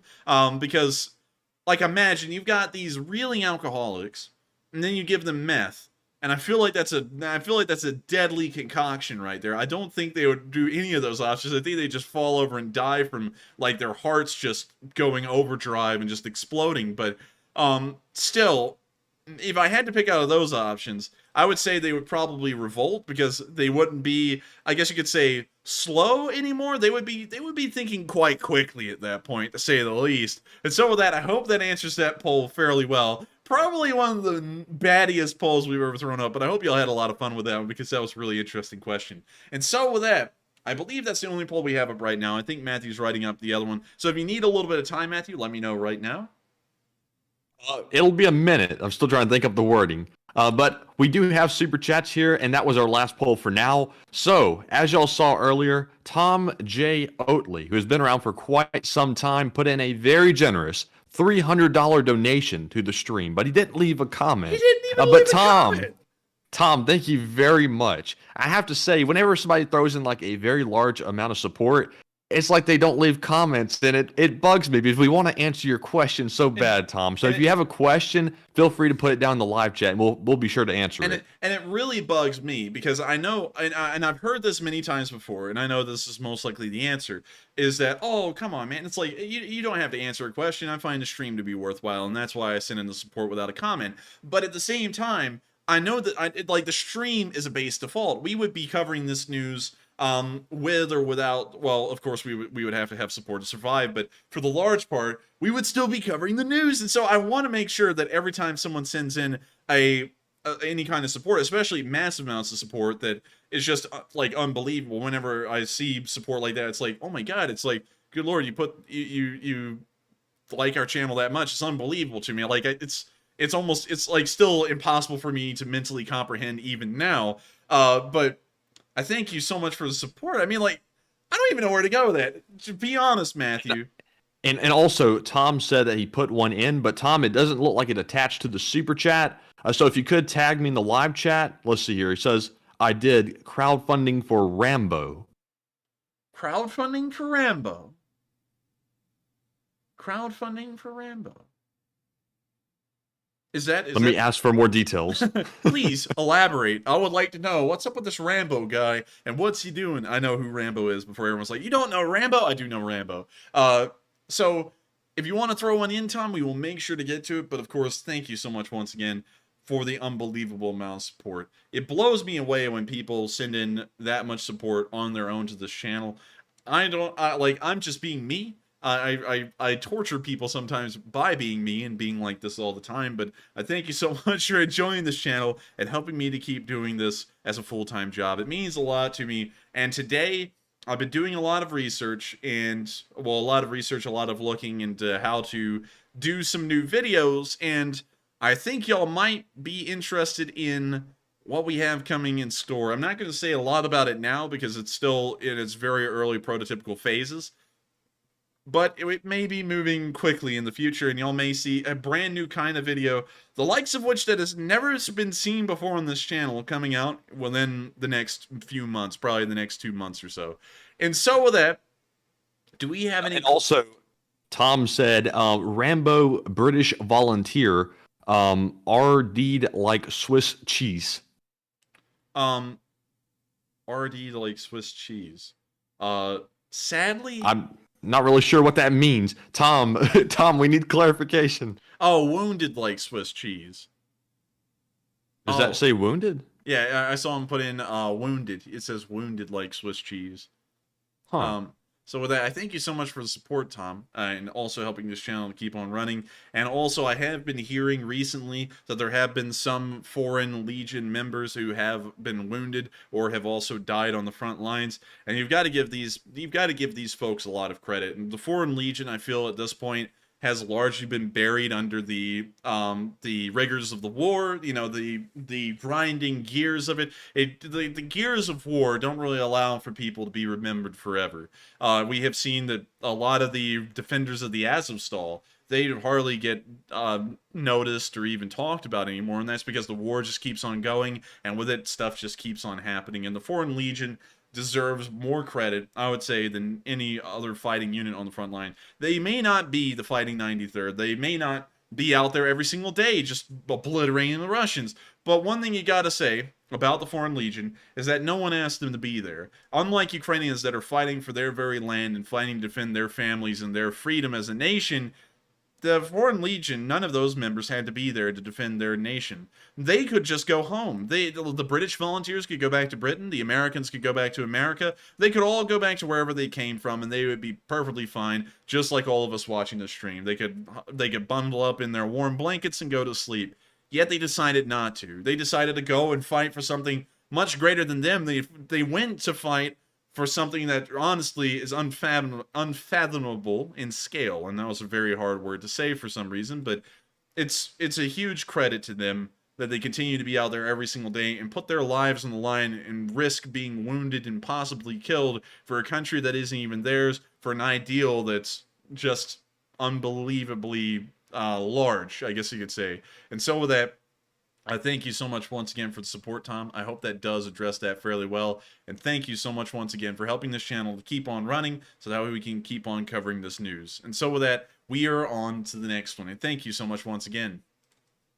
Right, and up next, we have a $20 super chat from Jose Diaz, who is another longtime channel viewer. He says, greetings from Arecibo, Puerto Rico, at Enforcer and Enforcer Matt and the LSA. Thank you all for the outstanding work helping our Ukrainian brothers and sisters.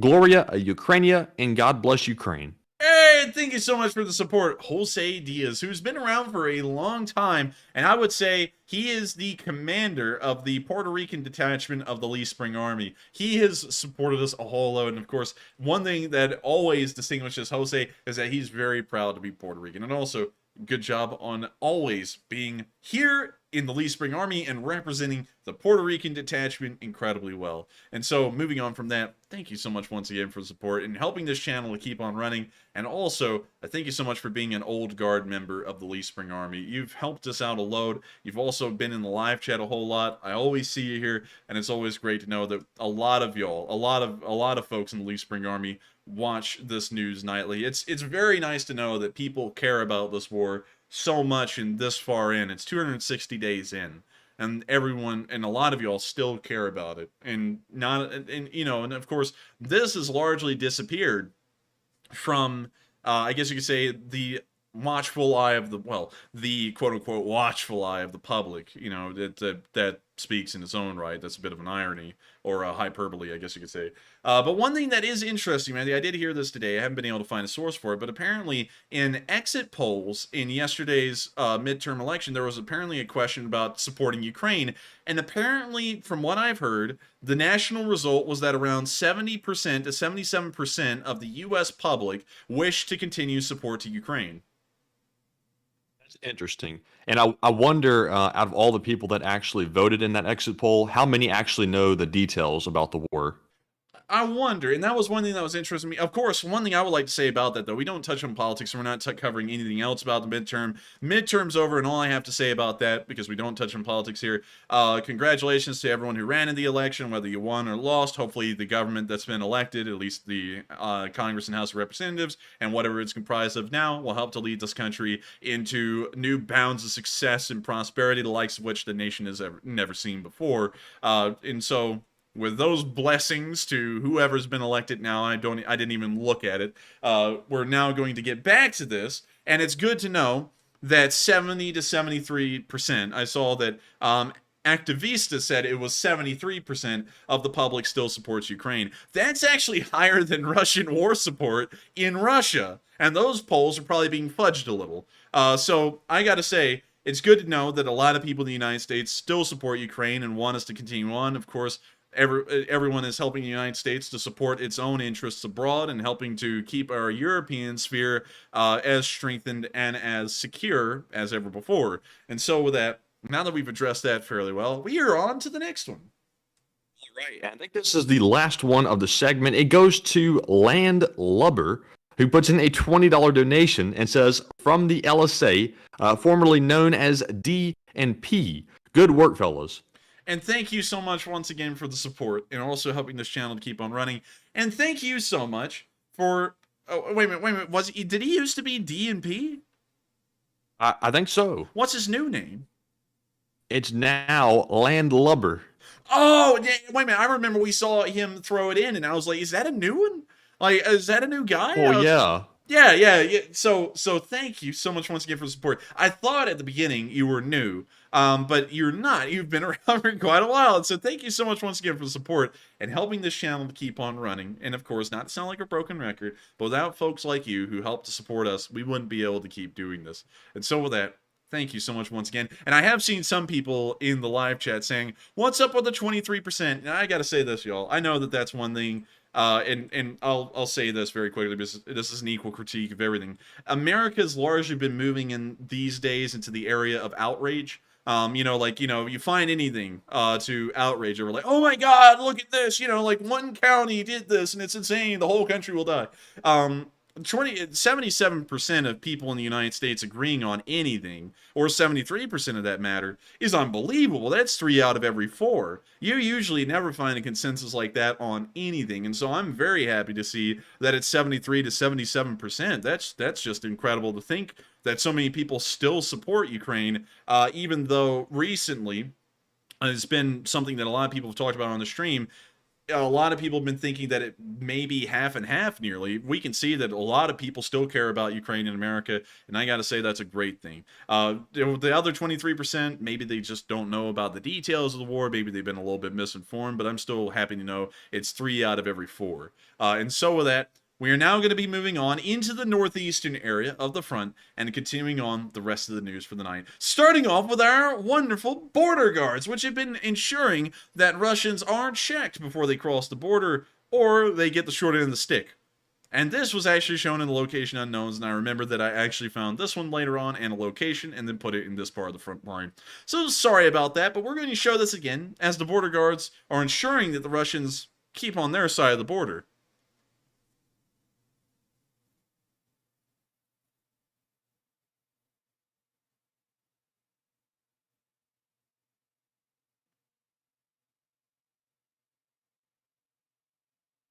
And so with that, that's the end of the video. But once again, the border guards are beating the hell out of the Russians, and it's good to see that they continue on their great efforts. Moving on down to Spitove, we saw a crazy video. This one was actually insane. We saw the 92nd Mechanized Brigade destroy Russian tanks one after another in a row in the tree line.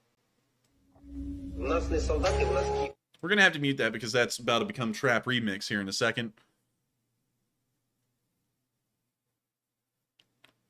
We see them looking at the 2 Russian tanks that have now backed into the tree line or very close to it.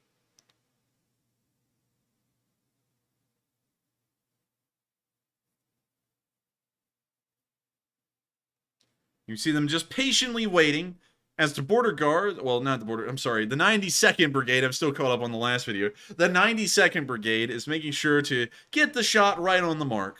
and it's right on the mark. But you can see the tank's already brewing up. The crew most likely went with it, and we can now see right at the end of that video, did you see that, Matthew? They had that drone waiting around so long, it popped up right after that tank exploded that the drone had a low battery. Really? Yeah. So now we're moving on into the next clip where we see the tank further down the line that we saw from a different angle earlier, and the drone is looking right down on top of it.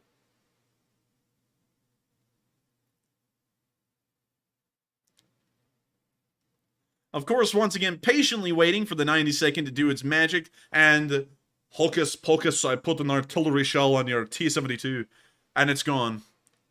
Once again, like the other one, this tank is gone too. I can't wait to see the brand new Russian tanks that these guys will be getting, if they're even around still, as a replacement. I'm sure it's going to be a T-55 or a T-62, really hoping for the T-34. And so with that, we're now going to be moving to the south of Svatove, where we've also seen that Russian positions were being shelled on this side of the city as well. Credit to the 72nd Mechanized Brigade for this barrage. I don't know what kind of music that was, but that Sound was like circus music. yeah, they're playing the circus. And real quick, while I let this video play, I'm going to tend to something in the background.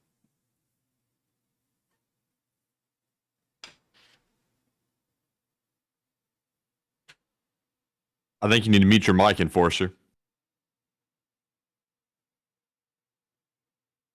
Mute my mic. Yes. All right. Actually, there's no way for me to do that with the current setup, so I'll just not tend to whatever is going to be tended to in the background.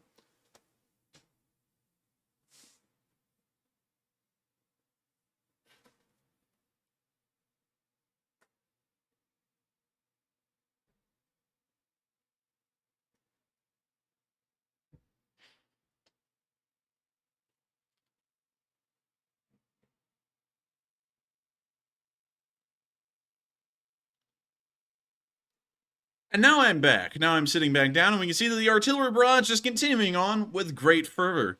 I now sound like, by saying fervor, I feel like I'm now a North Korean propagandist. The factory continues on with a great fervor, and they've now reached 120% of their quota. But getting beyond that joke, the Ukrainians are really giving it to these guys.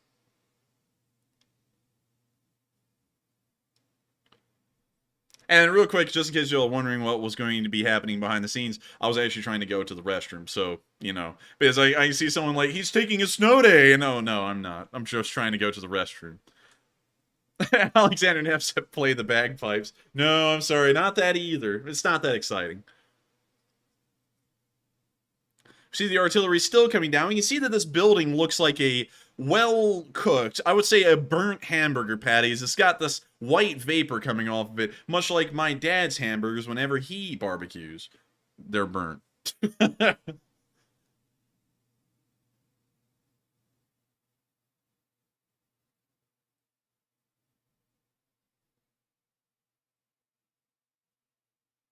Bookman has said too much info. It's like everyone was already saying that in the chat, or they were saying much worse. I wanted to clear up the air.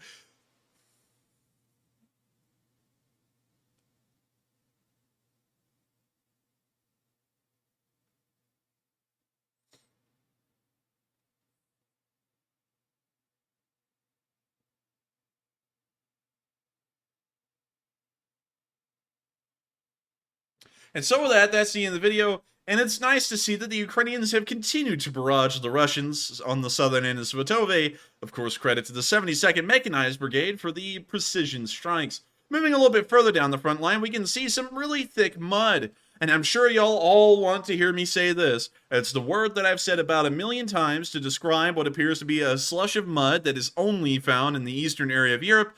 Rasputitsa. Someone's about to have an absolute conniption fit that I've said that for the 1,000,000th time. And here's a video.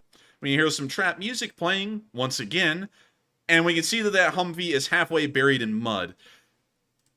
Oh my god. You know, that's got to be hell on earth. Your boots are covered in mud, the lower part of your pants are covered in mud, the whole car's covered in mud, the thing's buried in the mud.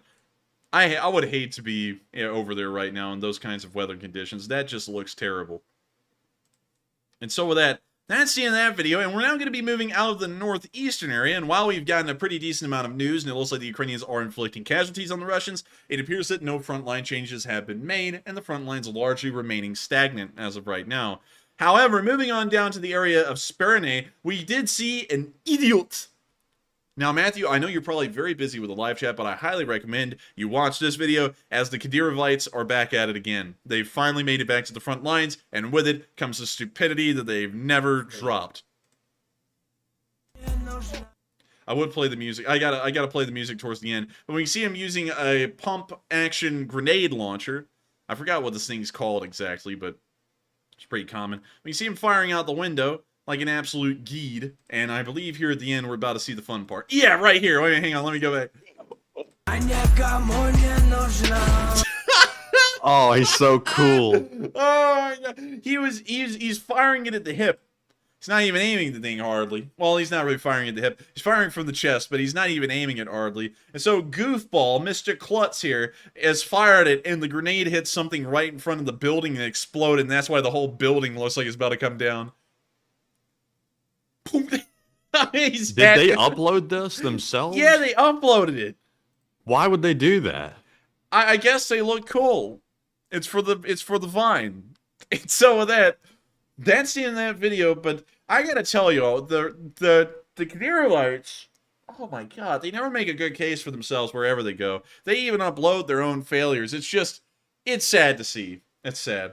And so with that, we're now going to be moving on further down the front line and into the area of Bakhmut. And for the first time ever, we haven't gotten a lot of news from Bakhmut. Over the past few days, we usually have around 3 to 4 videos showing what's been going on here. We only have one today, and it's of a Ukrainian tank firing at Russian forces in the tree line.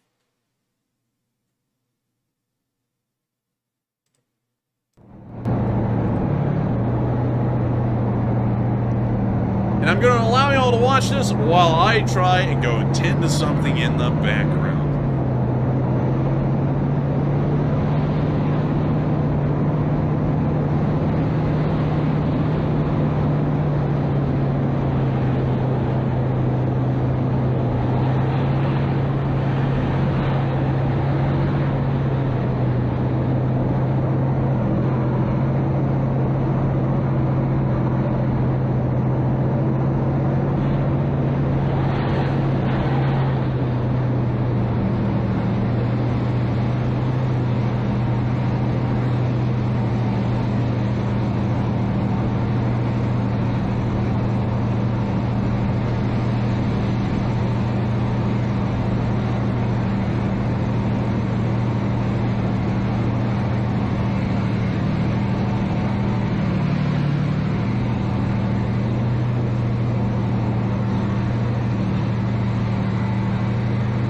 That's a weird looking building.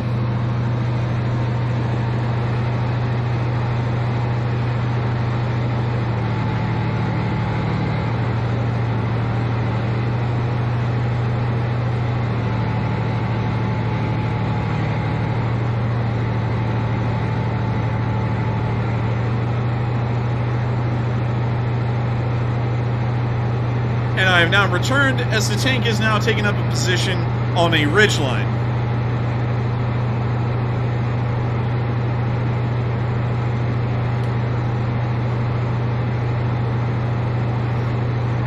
We see the tank taking a good look into the distance, and another interesting thing we can know, while I turn down the volume of this video, is that this tank is very special. It's a T-80 BVM. We can see that by the ERA tiles down here. I guess you could say not really overlapping, but having a little bit of what appears to be an underbite. That tells us that this is a captured Russian T-80 BVM that is now being used by Ukrainian forces, and they're now hitting the Russians at the distance with their own tank.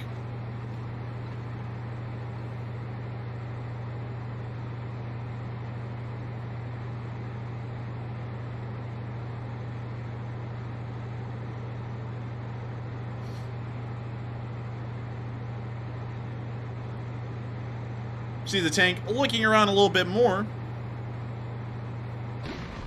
You see it firing again, and quite the sound.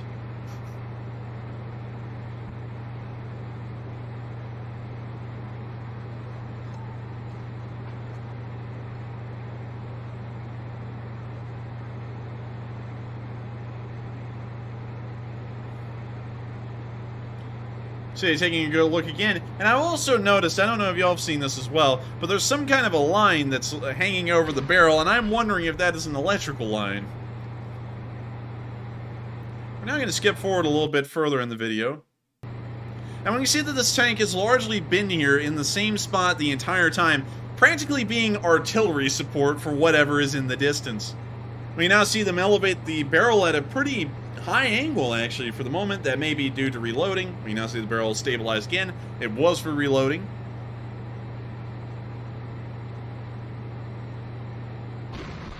See it firing again.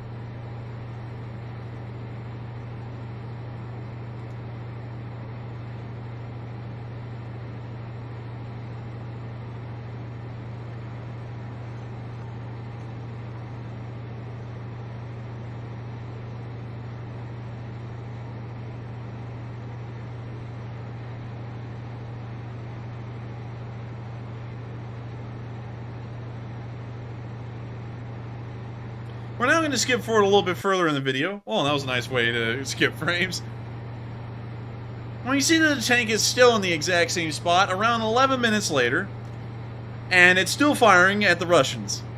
The Russians, being the Russians, have not fired back at the tank, and the tank continues to mercilessly assault them with nothing coming back towards it.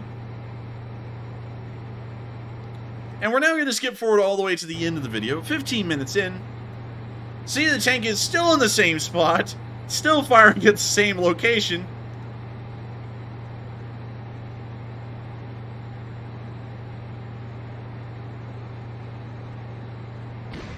See it fire one last time, its round hitting further down range, and with that, that's the end of the video. But once again, a really good look of this Ukrainian T-80 BVM, which must be a Russian-captured vehicle, that is now operating in the Bakhmut area and firing at the Russians, most likely being a large part of the reason why their assault is failing.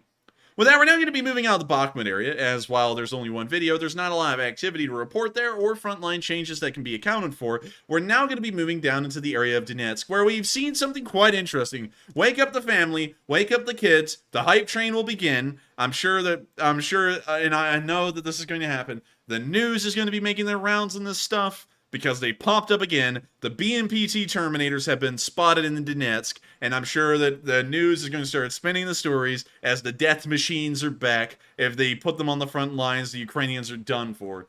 When you see this citizen's car just driving through, you can see some Russian main battle tanks, and we can also see right here what appears to be 2 BMPT Terminators in this group. And with that, that's the end of the video, but you can get a pretty good idea that the Russians have once again brought back the propaganda vehicles, and I'm sure that they will do absolutely nothing on the front lines. With that, we're now moving down into the area of Volodar and Pavlivka, where we saw that a Russian unit was knocked out quite effectively today by some Ukrainian artillery.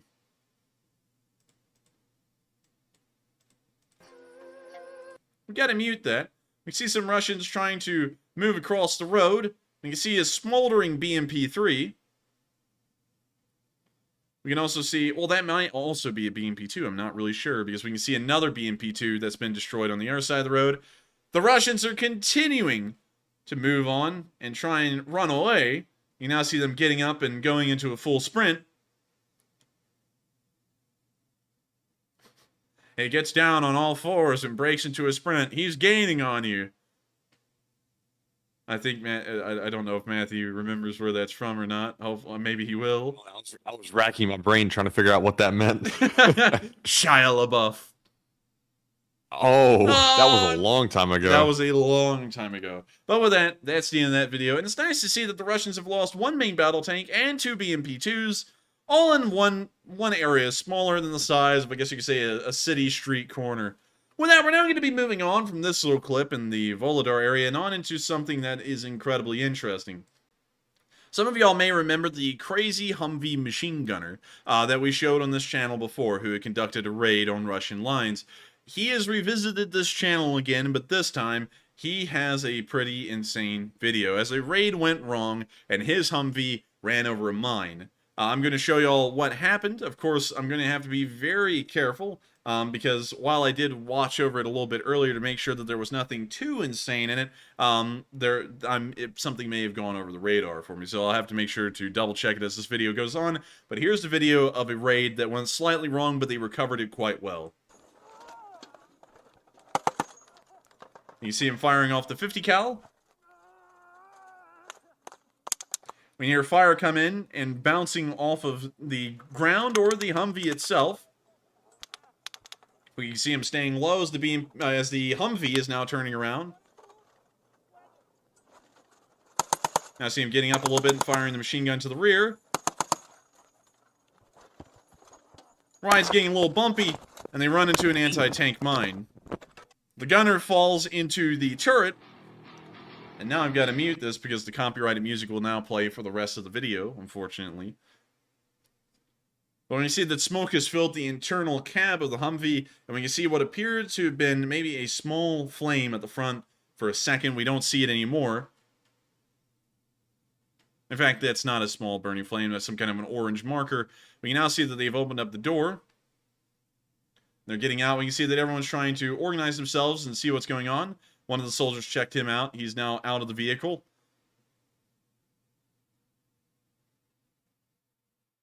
You now see them gathering their weapons. The second Humvee has moved around and is now coming back to try and, I guess you could say, screen for these Ukrainians that have now lost their Humvee. Looks like the Humvee took it pretty well. The Humvee did take it quite well. From what we could tell, there was one crew member, and we'll see this later, that appears to have been injured slightly. But beyond that, the rest of them got out of it okay. We now see him switching out magazines. We now see them packing up and getting ready to try and leave. The second Humvee is now rolled back up again and is screening these Ukrainians using its 50 caliber machine gun to give them some covering fire as they now move to the Humvee and try and start boarding it. So that way they can all leave and not be left behind. We see them waiting for the rest of the group. Dang, it's going to be a tight squeeze in there. Yeah, it's going to be a tight one because they got to fit 2 crews in there. And there's the guy in the turret as well.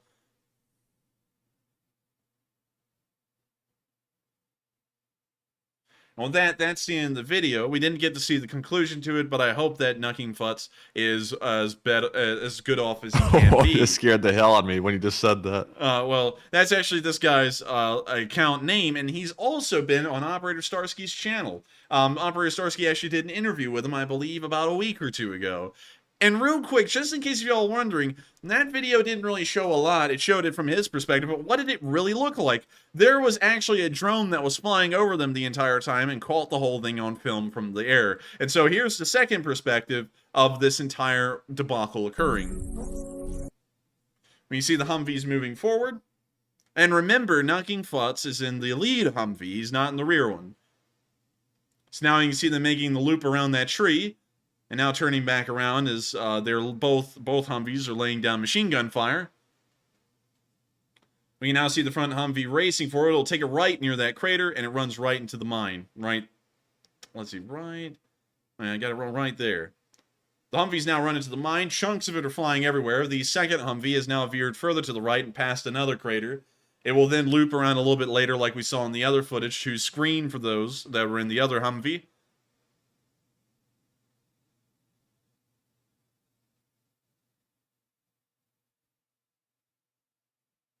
When you see this Humvee continuing on forward, once again laying down machine gun fire, the Humvee will soon turn around in the second and return to the other one.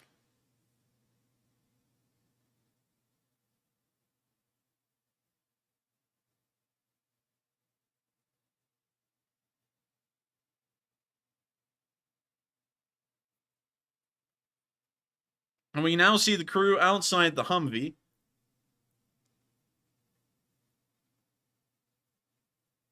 We can see what appears to be one soldier on this side of the vehicle. It appears he's laying down. I believe he's the only one that was injured. The rest of the crew, including Nucking, is over here on this side of the Humvee.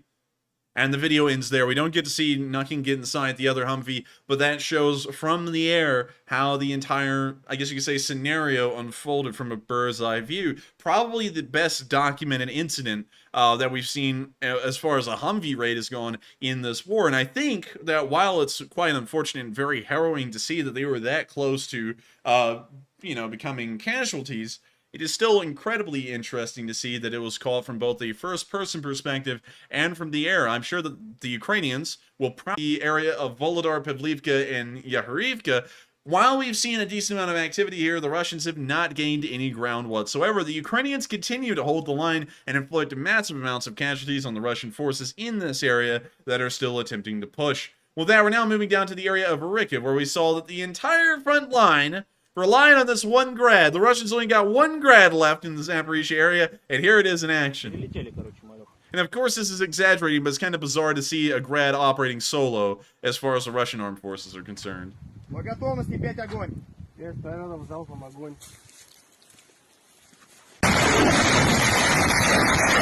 see them firing off the grad.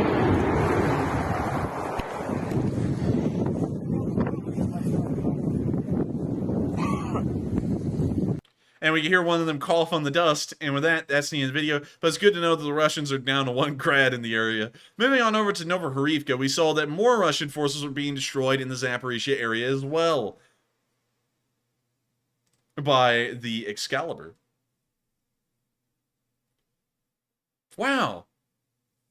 What's worth more, Matthew? An artillery shell in one hand or 2 Russians in the bush? Wait a minute, how does that analogy work? I don't know, but I'm trying to make it work. What's the answer? I was like, my brain was going in loops there for a minute. I was like, wait a minute, what? You started sounding like wait a minute, so say it machine. again, an artillery shell in the hand or 2 Russians in the bush? Yes. I think I would take the artillery shell in the hand and then send it over to the bush. Good answer, as we see that the Ukrainians did that right there. Oh, they were wise. It's quite wise indeed, and they also got a tank. Apparently they had 2 artillery shells in hand. Make or that 3. And that's a T-62M. And it's now been hit, now been destroyed. We now see another T-62M with some crew members around.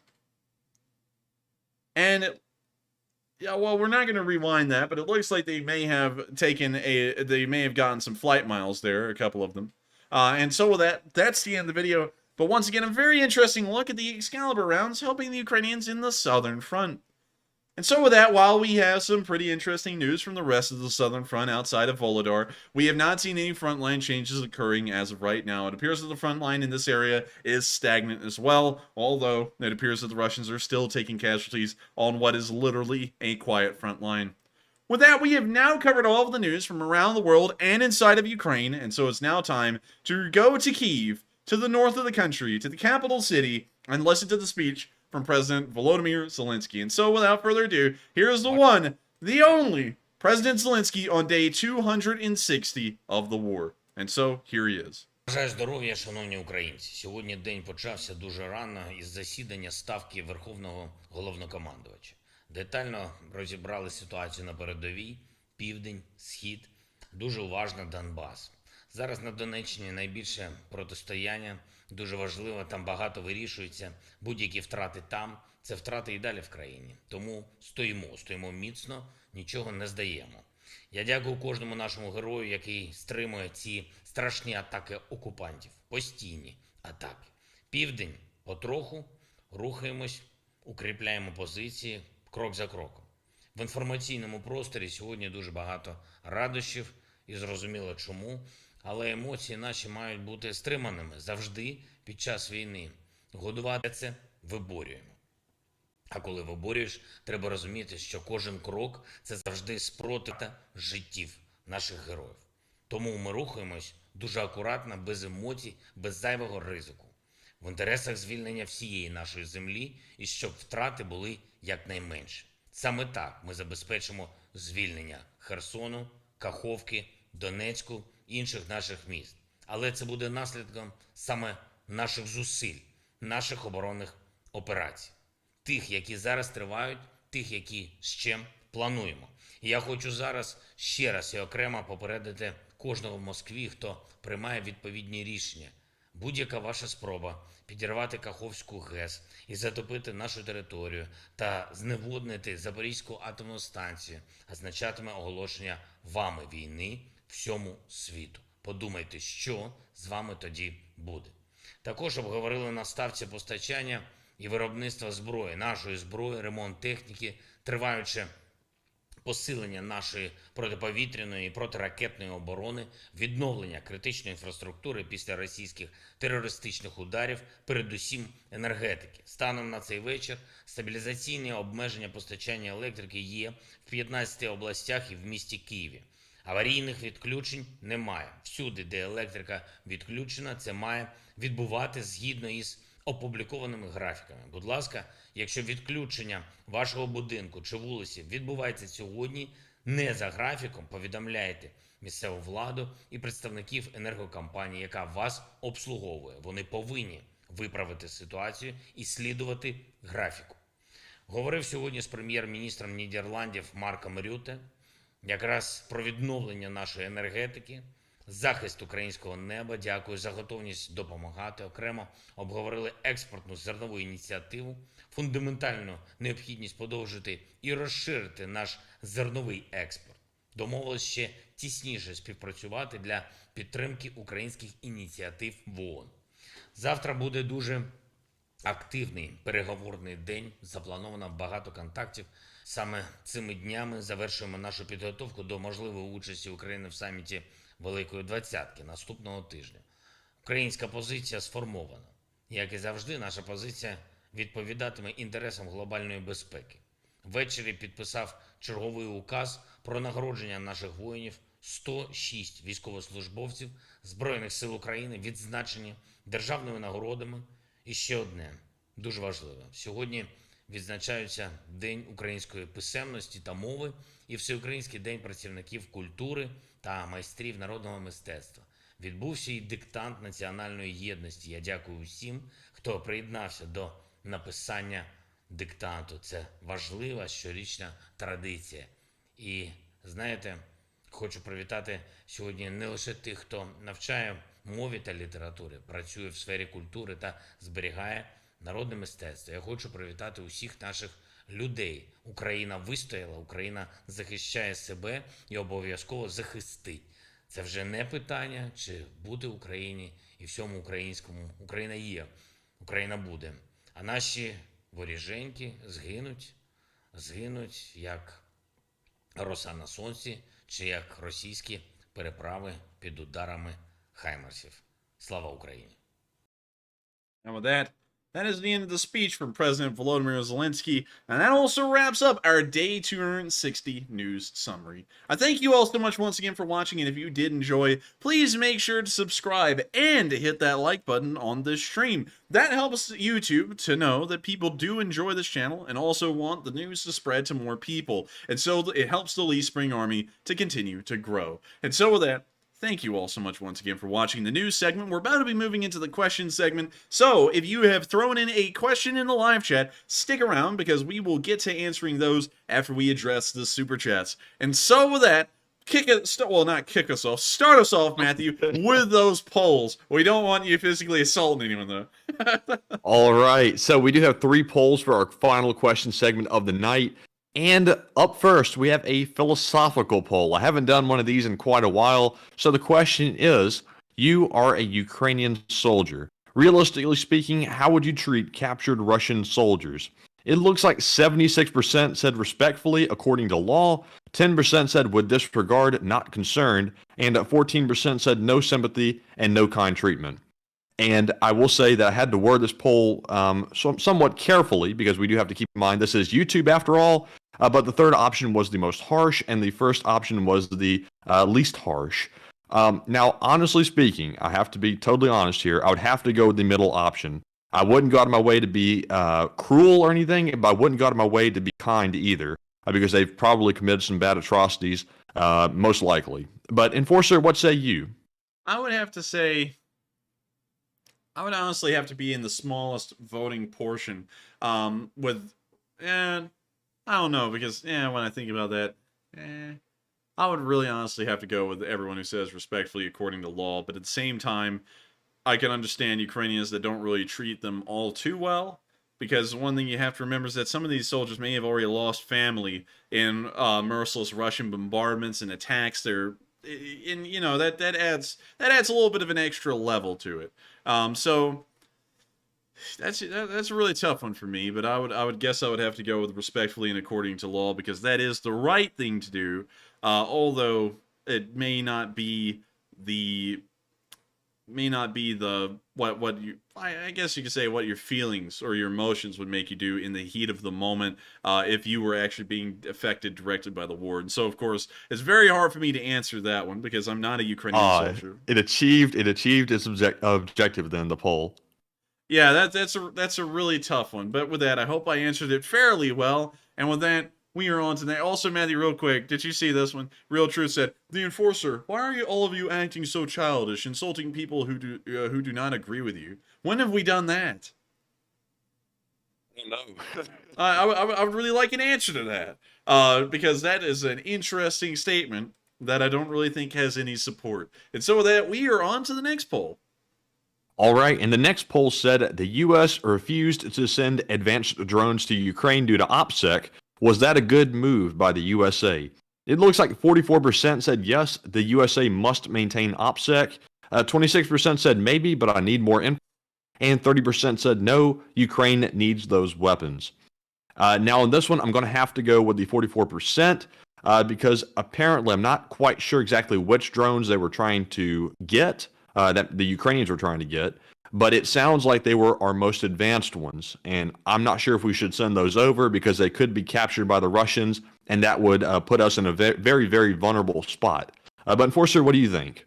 I would have to say, I don't think we should send them over. I'm all for supporting Ukraine, and I'm all for sending them some pretty high-tech weaponry, but one thing I'm not into is compromising national security here in the United States to ensure that Ukraine wins. Also, on top of that, here's something very important to consider. What if this war ends and Ukraine has to pledge to remain neutral, and so they take the weapons, and I'm just saying this as a hypothetical thing to show y'all a scenario that the United States is probably looking at. What if they have to pledge to be neutral? So they're not exactly Western aligned or Russian aligned, they're just neutral. And so they take some of these weapons, the most high-tech and advanced weapons that the United States produces at the moment, and they sell them off to foreign countries like China so that way they can help in their own economic recovery. That may be scenarios that the United States are looking at in the future and going, it's like, we may not want to send them those weapons because once we send them there, we might not ever get them back, and we might start losing our technological edge when compared to other countries. That's something that, if I was looking at the situation, I would be considering, because while Ukraine is a great country filled with great people, has a great leader, and they're continuing this war right now, and of course, we're all on the same side, things can change. And I have to say this, the Soviet Union in the Second World War was our friend. And immediately afterwards, they stopped being our friends. And if that teaches anything historically, it should be that we shouldn't have ever supported them through a Lend-Lease. We should have let them rough it out on their own. But moving on from that, because that isn't really even applicable to the situation right now, always have to make sure to look after national interest first, especially in the United States. Because if we start to give out weapons like that to people we support, we start to lose the cutting edge that we have that allows us to be such a massive world player. And so with that, I hope that does address that poll fairly well. I'd have to fall within the majority of y'all who said we should ensure national security is upheld. And with that, we are on to the next one. All right, and the third and final poll said, in regards to Ukraine, which do you agree most with in regards to sending equipment by the USA? It looks like 57% said send everything necessary to Ukraine, no limits. 36% said send non-sensitive equipment only. And 1% said we have sent enough aid, so cease it. And 6% said none of the above. Now, on this one, I'm going to have to go with the 36% option that said send non-sensitive equipment only, because while it would be nice to send Ukraine everything we have, like I kind of said in the last poll, we don't want to send them stuff that can be captured by the enemy and then used against us if the war broke out into a world war. We always have to keep that in mind and get too blindsided by that. But Enforcer, would you like to cover that one? I would have to agree with you, Matthew. I think we should send as much support as we can, but with limits. It's very important to remember that we must have limits. I would never send an F-22 Raptor or an F-35 Lightning to Ukraine because there's always the possibility that things could go wrong and that thing could end up crashing for some reason. Because remember, a stealth aircraft had been shot down before. Somehow, the Serbs were able to shoot one down in the they were able to shoot an F-117 down in the 90s, which should have been impossible, but the bomb bay was open on the F-117, and that made it a radar signature, and so it got shot down for that reason. So, with that in mind, I would have to say we should make sure to not send sensitive equipment, like certainly not an M1A2 or an M1A2 SEP V3. We should be sending stuff over like an M1A1. Or an M1A1HC, or an IPM1, or one of the older versions of the Abrams. As far as aircraft, send an F-16C, or an F-16C. I believe Block 50 would not be too modern, but I'm not really sure on that one. I believe a Block... I don't want to get into the nerdy stuff here, because I don't really know the Block versions of the F-16 all too well, but maybe a Block 17? I believe those exist, and those were some of the earlier versions. Aircraft like that are totally fine, but sending over stuff like an F-15EX, probably not the best idea, because that could, of course, once again, following on the last poll, lead to some national security issues, but I still say that we should make sure that Ukraine is well equipped to blast the Russians away with whatever we can give them, as long as it doesn't compromise national security. And so with that, I hope that does address real quick, here's a question for everybody in the chat. The other day, Ukraine asked for the C-Rams, which me and the Enforcer have been saying we should send them for quite some time. But I think the C-Ram might have a somewhat sensitive targeting system within it. If I'm correct, Enforcer, I think it might be a top secret system, isn't it? Not all that much. Like, in terms of that kind of technology, that's run-of-the-mill kind of stuff, because the British have their own version, the Russians have their own version, and the Chinese have their own version, and from what we know, the US version is only marginally better as a close-in weapon system than those, I guess you could say, foreign competitors. That's one of the things that seems to be on par. Everyone's just kind of on the same page with those kinds of weapon systems. So I think we could send that over without too much of a concern that it could be copied or, captured. And on top of that, they are stationary and usually kept around fortified positions, not close to a front line. And so I would most likely assume they wouldn't be captured. And also, I wonder if there's like some way to retrofit it with not the latest technology on it. I'm not saying to give Ukraine, the crappy version of a C-Ram, but, take anything off that might be, really sensitive and just put the necessary and adequate equipment on it to target properly, but not to give away any like state secrets. And actually, Jet Fusion said that the C-Rams are being used in Baghdad in the green zone. So they must not be that sensitive, and that's actually a really good point. If they are being used by the Iraqis in Baghdad to protect the green zone, also we'll get to that in a second, but if it's being used by the Iraqis in Baghdad to protect the green zone, they can't be that sensitive. They must be, there must be something that's considered to not be too old about them. Also, one thing about Baghdad, it's always crazy to me how, cities in the Middle East, like, if you go to Europe, for example, you look at a city, they look gray, and the buildings are largely gray, like right here. That's clearly gray. But if you go into the Middle East, all of the towns are like almost the color of the desert themselves, and I always find that to be just so interesting to look at. This is almost like they blend in down there. Like, is that just me, or does it kind of look like that, Matthew? Somewhat. It's hard to tell from looking at like a pixel glitch, or is it actually that way? Like, zoom back in for. Let's go to Riyadh real quick. Okay, this one's looking a little bit more Okay, it gray. actually looks that way. It actually looks that way. Yeah, it does. That's kind of cool and kind of weird in a way. I guess it's all down to the resources that are available, and that kind of dictates, I guess you could say, the natural colors of the buildings, but still really cool to look at as a small rabbit hole. But with that, we are on to the next poll, and I hope we were able to address that one about the C-Rams and also sending over equipment fairly well. All right, so that was our final poll of the night. Well, maybe not for the night, but that was our final poll for now. So, up first from our super chats, we have a very generous $100 donation from Walter A. Lakota Jr., who's a Again? longtime channel legend. And yes, I think that's his first one of the night, if that's what you mean. First one of the night, but he sent in support yesterday. Yes, he did. And Walter says, now he's taking a line from, well, hold on a minute. Let's see something here. He says, Aloha Enforcer Matt, and LSA from OG LSN Bosun.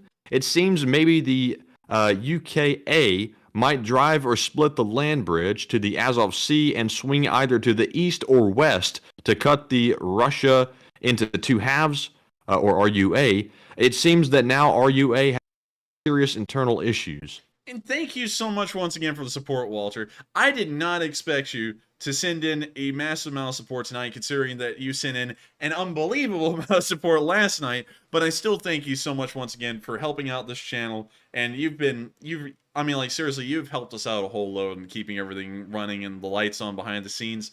So I thank you so much for that. Now, to get to that statement, I would have to say that is largely a very fair and very accurate assessment. It would make the most sense. However, I do not think that the Ukrainians are that concerned about it, because it appears that out of all the areas with frontline activity, the area you're talking about, which would be the Zaporizhia area, has the least amount of activity, which I have found somewhat odd during this entire war. And I think everyone's observed that as well. This is the most stagnant area at the front, and it seems to be the area that would have the most potential. So I would agree with you if it wasn't for that fact, but still from a strategic standpoint, from the standpoint of looking at this like a tabletop map and looking at where the best place to push would be, it would be this area. You could cut the Russians in two, and you could leave the entire western area almost devoid of supplies, at least for the next few months. And by then it would probably be crushed at that point. And so with that, I thank you so much once again for the support, Walter. And also, the Russians are having some very serious internal problems. We didn't show this today on stream because it was made by a news company, and we never want to infringe on copyright. It gets very dangerous. Like, for example, you play something from like CBS or BBC. BBC is probably one of the bigger, it is one of the biggest news channels out there. And you don't really... Like, if you even play it, that's infringing on copyright. If you don't commentate on top of that, it's even worse. Like, you're just going straight into copyright infringement territory. So we don't want to do that. I would have wanted to show that, because there was just straight up videos today of Russian soldiers rioting and mutinying and yelling at their officers, and it was getting out of control in some places. But all of that footage was taken from news sources like BBC. I believe there was one from CBS and Reuters as well. So sadly we couldn't show that, but they are having some serious internal issues, especially when it comes to supply. They have almost run out completely. And so with that, I thank you so much once again for the support, Walter. I hope that does address all parts of that comment fairly well. And with that, we are on to the next one. Thank you so much once again for being a massive supporter of this channel and helping the Lee Spring Army to keep on going. And so with that, we are on to the next one. And thank you once again. Right, and up next, we have a $50 super chat from Magic Sky Girl, who's a longtime channel viewer, who says, Hi, Enforcers and LSA. I just heard the new anthem, and it is awesome. Keep up the great work, and be sure to eat your Wheaties. Hey, and I thank you so much for the support, and I thank you so much for enjoying that brand new anthem. That anthem was made by Vanilla RPG Soundtracks, I believe. Yes, I can't believe I got that correct. I was like, is there an RPG in there? I was about to say Vanilla Soundtracks, but I was like, I swear there was an RPG in that thing. But still, I thank you so much for the support, and all the credit for that song goes to Vanilla RPG Soundtracks, who made that incredible video to go along with the anthem, and he made the anthem entirely from scratch as well. It was a really good one, and I was hoping tonight that it would be received incredibly well, and it looks like a lot of y'all enjoyed that anthem, and because of that, it may become a permanent one. We'll have to wait and see, but I really liked it, and I liked his composition of it so much, I'm thinking about seeing if we can get an orchestra to play his composition of the anthem, because I thought it was good, and I would like to see that thing taken to great heights if y'all liked it as well. And so with that, we are on to the next one. Thank you so much once again for the support, and also enjoying the brand new anthem tonight. I'm glad that a lot of people liked it.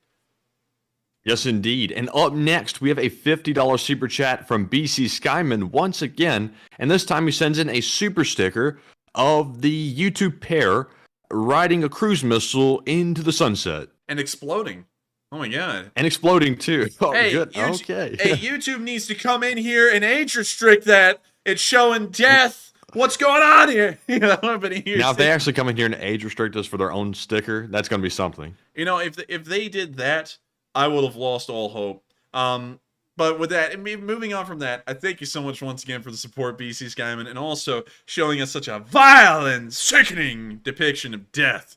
Don't you understand there's people around the world who die on fireworks that are pear-shaped every day? You know, I actually get comments like that often. I've been here for 260 days so far covering this war, ever since the very beginning of it. And every once in a while, I'll see a comment in the comments section where someone says, "Don't you realize that this isn't a game? There's real people out there." And I'm like, I don't think you know anything about this channel, because if anyone would know it, it'd be me.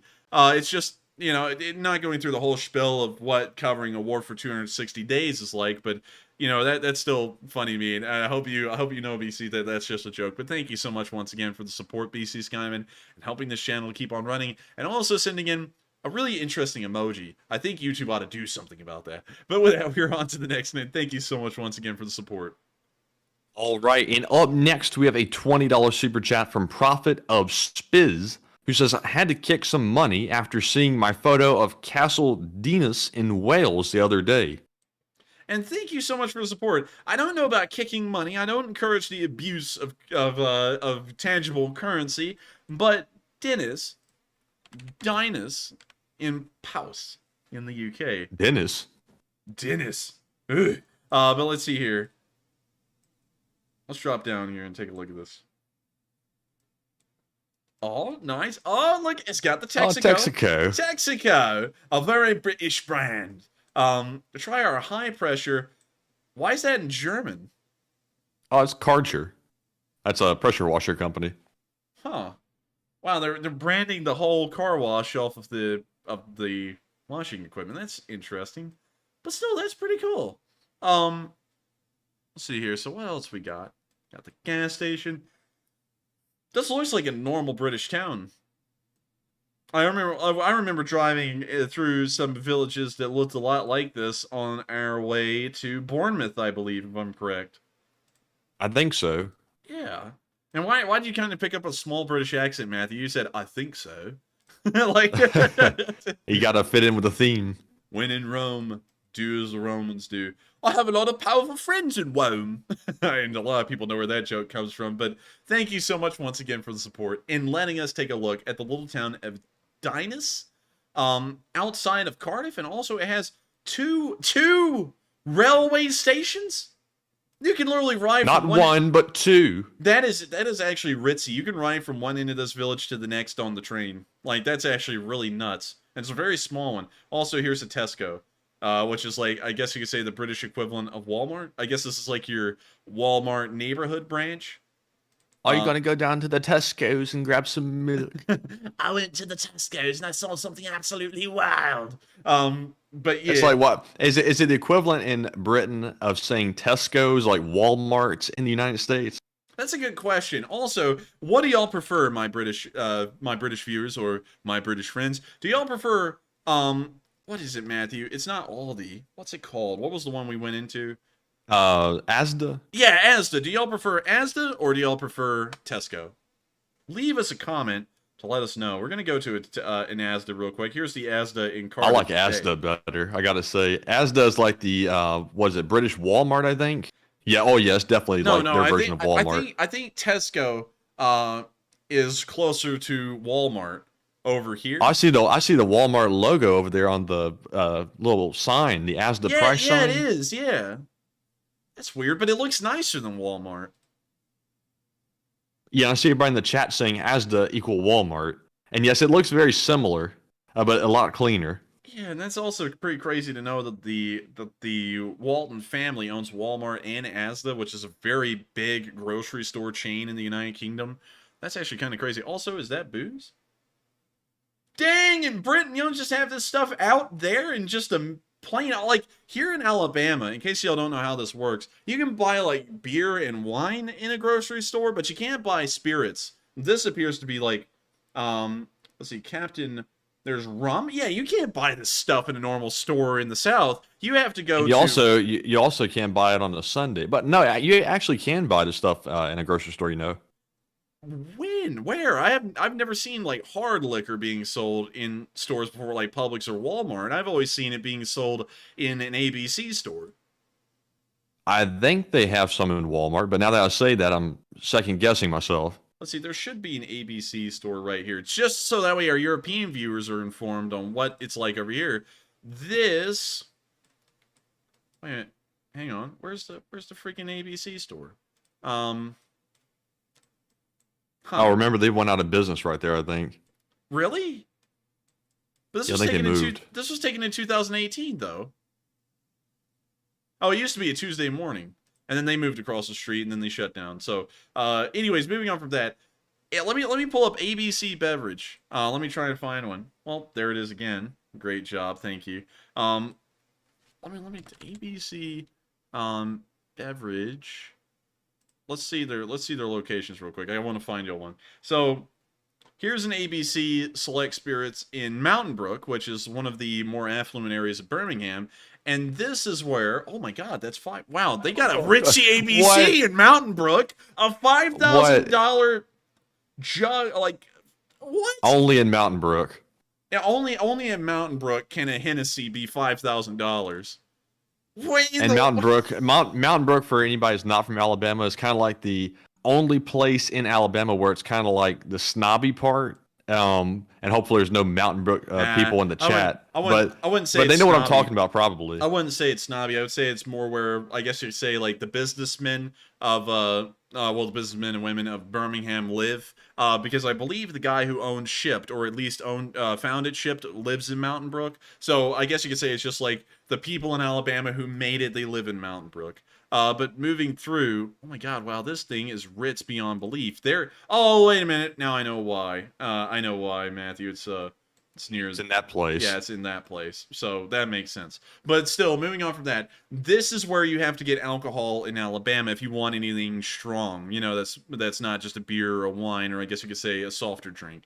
You have to get it from here. I don't think, and I might be wrong in this one, y'all, I don't think you can buy spirits and hard liquor in normal stores like Publix or Walmart, because they don't usually have the license for it. At least that was correct in the place I used to work at. I used to work at a Publix, and there was only beer and wine in there. And so with that, I hope that it addresses that fairly well. Interesting rabbit hole. Maybe y'all know, maybe that informs some of our European viewers what drinking culture is like. At least here in the South, it's very privatized. Not like privatized as in the industry. It's privatized as in you don't really drink a lot in public down in the South. You'll find that a lot of people in Birmingham have massive liquor cabinets in their house, but you will rarely ever see anyone day drinking or going and hanging out at bars. People do, but it's not a big thing down here. And so with that, I hope that addresses that interesting little rabbit hole and a bit of a difference in culture. And with that, we are on to the next one. And up next, we have a $20 super chat from Oats Air, who says, starting a war with PSYOPs, Oklahoma stinks and Texas is lovely. Oh my Take a God. question from the chat and Slava LSA and Slava Ukraine. We have a war going on here in the live chat in between PSYOPs and Oats Air. And Oats Air is saying that Oklahoma stinks. But Oats Air got lucky because PSYOPs got off for the night. Yeah, PSYOPs was about to give you a black eye right there for that one, but we'll let that war continue tomorrow, because of course we'll be on tomorrow. But I gotta say, Oats Air, you are running into risky territory. PSYOPs is quite the brawler when it comes to that, and I think we're about to see a real battle occur here in the live chat between the Texans and the Oklahomans, or the Oklahomies as we like to call them. And so with that, thank you so much once again for the support, Oats Air, and we will make sure to get a live chat from the chat as well. And so what do we got, Matthew?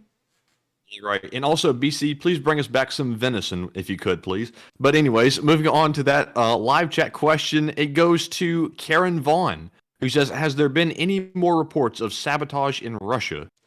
We have not heard of any, I guess you could say, big ticket sabotage in Russia. I'm sure that there is some going on, but we haven't gotten any exact news about it.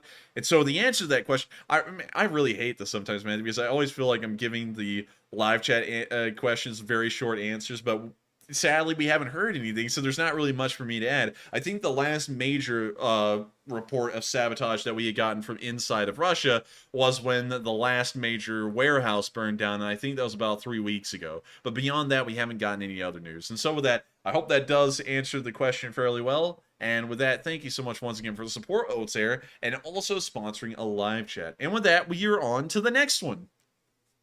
Right. Also, Oats Air said, I ain't even from Texas and have never gone to Oklahoma or Texas. So Oats Air is just stirring up trouble.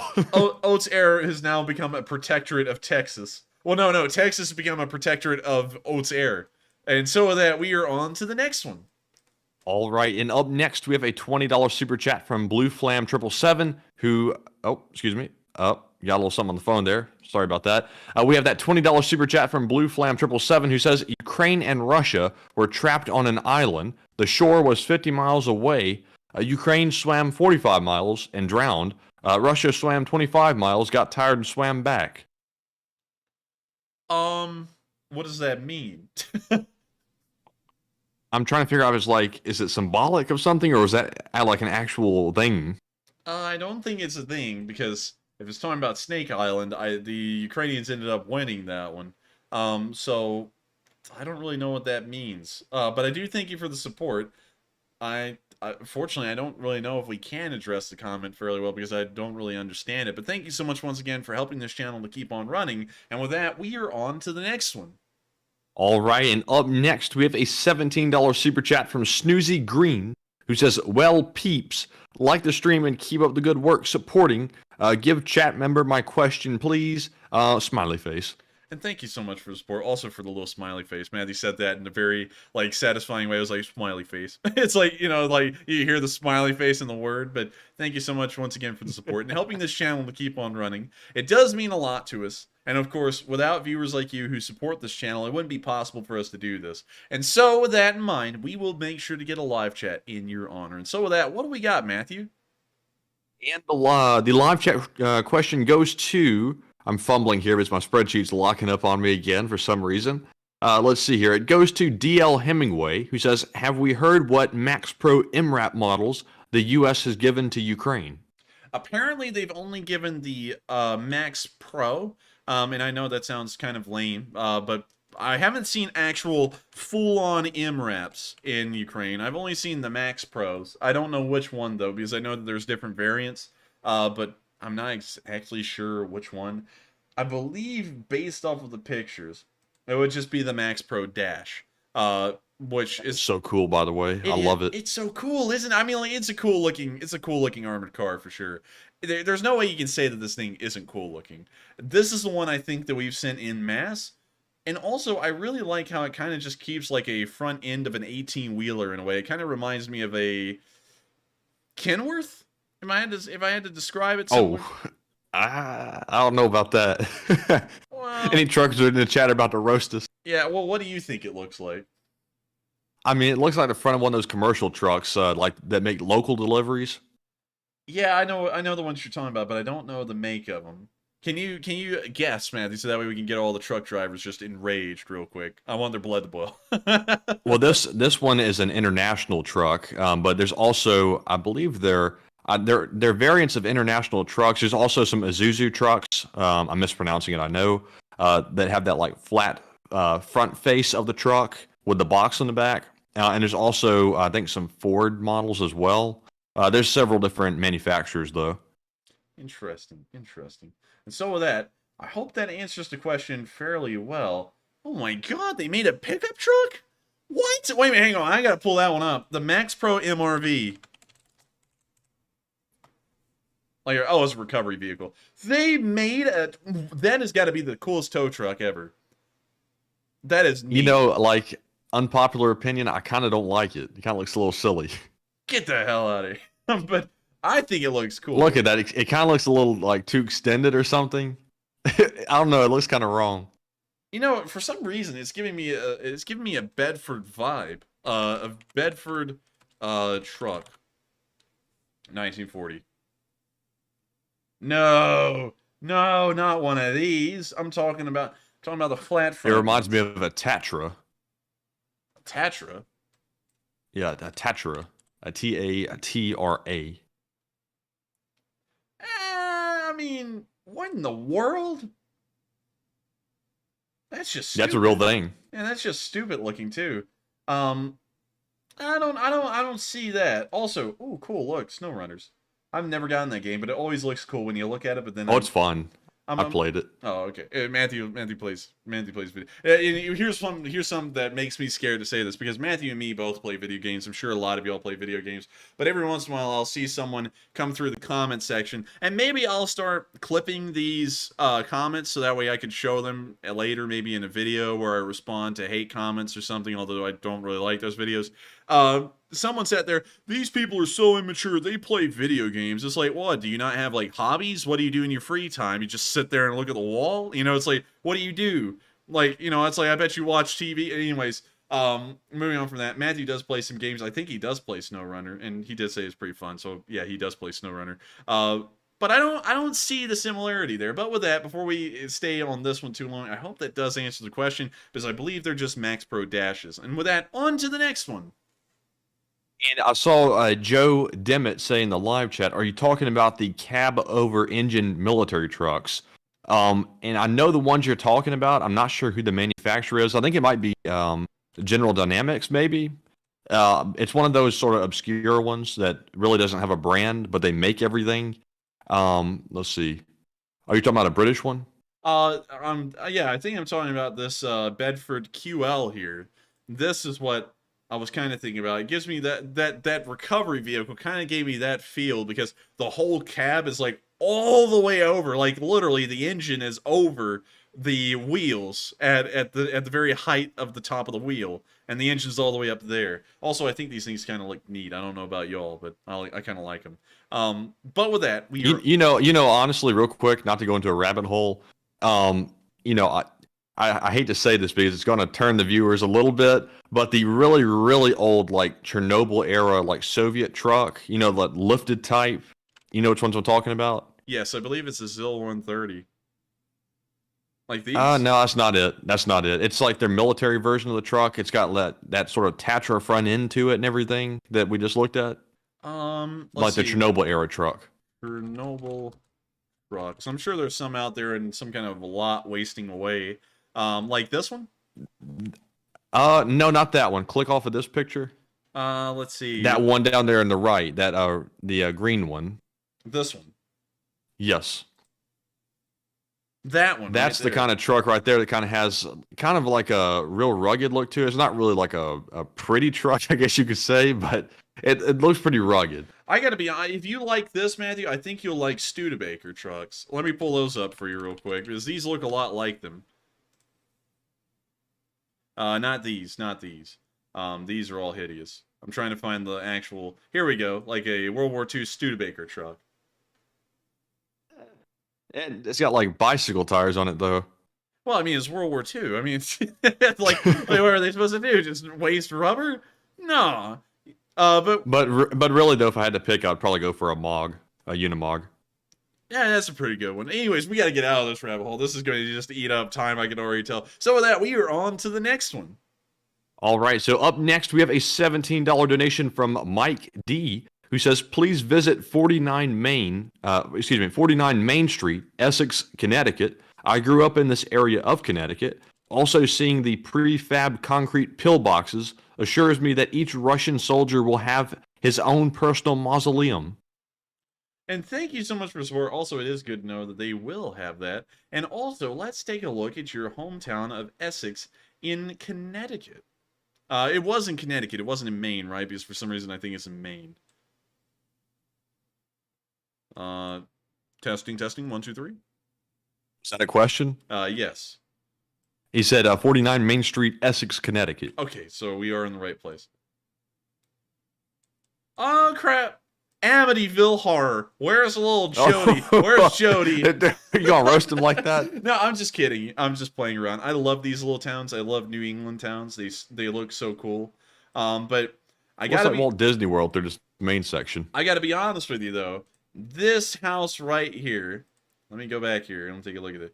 This one right here gives me Amityville Horror kind of vibes. If I'm correct, the Amityville Horror house is somewhere in Connecticut or Massachusetts, if I'm correct. I might be wrong on that. I also love the wagon. It's pretty cool. But moving on down the road, let's take a look at the rest of this road. Also, the stripe is red, white, and blue. Is that cool or what? That's nice. It's like the post office right in the center. Yeah, that's pretty neat. Or the American flag. You know what? I was thinking American flag, you're thinking post office. Hello, Newman. But let's move on down to the very end here. And y'all got a little sailing mast with an American flag on it. Nice. And also, that is beautiful out there. That looks nice. Now, that does look like that boat shed that they walked out to behind the Amityville Horror House. Oh, yeah, and they got the axe and they ran back up. Yes. You know, oh my God, Jody! Jody! We gotta get out of here! And it starts like blood. I hated that movie, by the way, too. It gave me the creeps. Oh, that movie was creepy as all get out. Where is the Amityville Horror House? Amityville is in New York? Or is it, wait a minute, hang on. Let me Amityville House address. Let's see. Its original address was 1112 Ocean Avenue.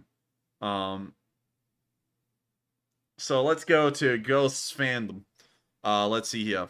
It's in Amityville, New York. Alright, so we're gonna go to Amityville, New York. Alright, so let's go there. So how far away is this? Oh my God, wow, that's actually in a very crowded part of Long Island. I didn't actually think it would be there. Like, I don't know about you, Maddie. I always thought this was in the middle of some quiet, sleepy little place in the middle of nowhere. Yeah, me too. Now it makes a lot of sense why it's haunted if it's on Long Island. Yeah, hell, Long Island's a scary place. But anyways, moving on. We're going to end up pissing off everyone in the United States at one point by saying, oh my God, Long Island's terrible. But let's find the house. We got to find the freaking house. It's near the beach, I believe. This is not at all what I thought the Amityville house would be in. Let me pull it up again, and let's see if we can find it exactly on the map. So 1112 Ocean Avenue. So let's just type that in. 1112 Ocean.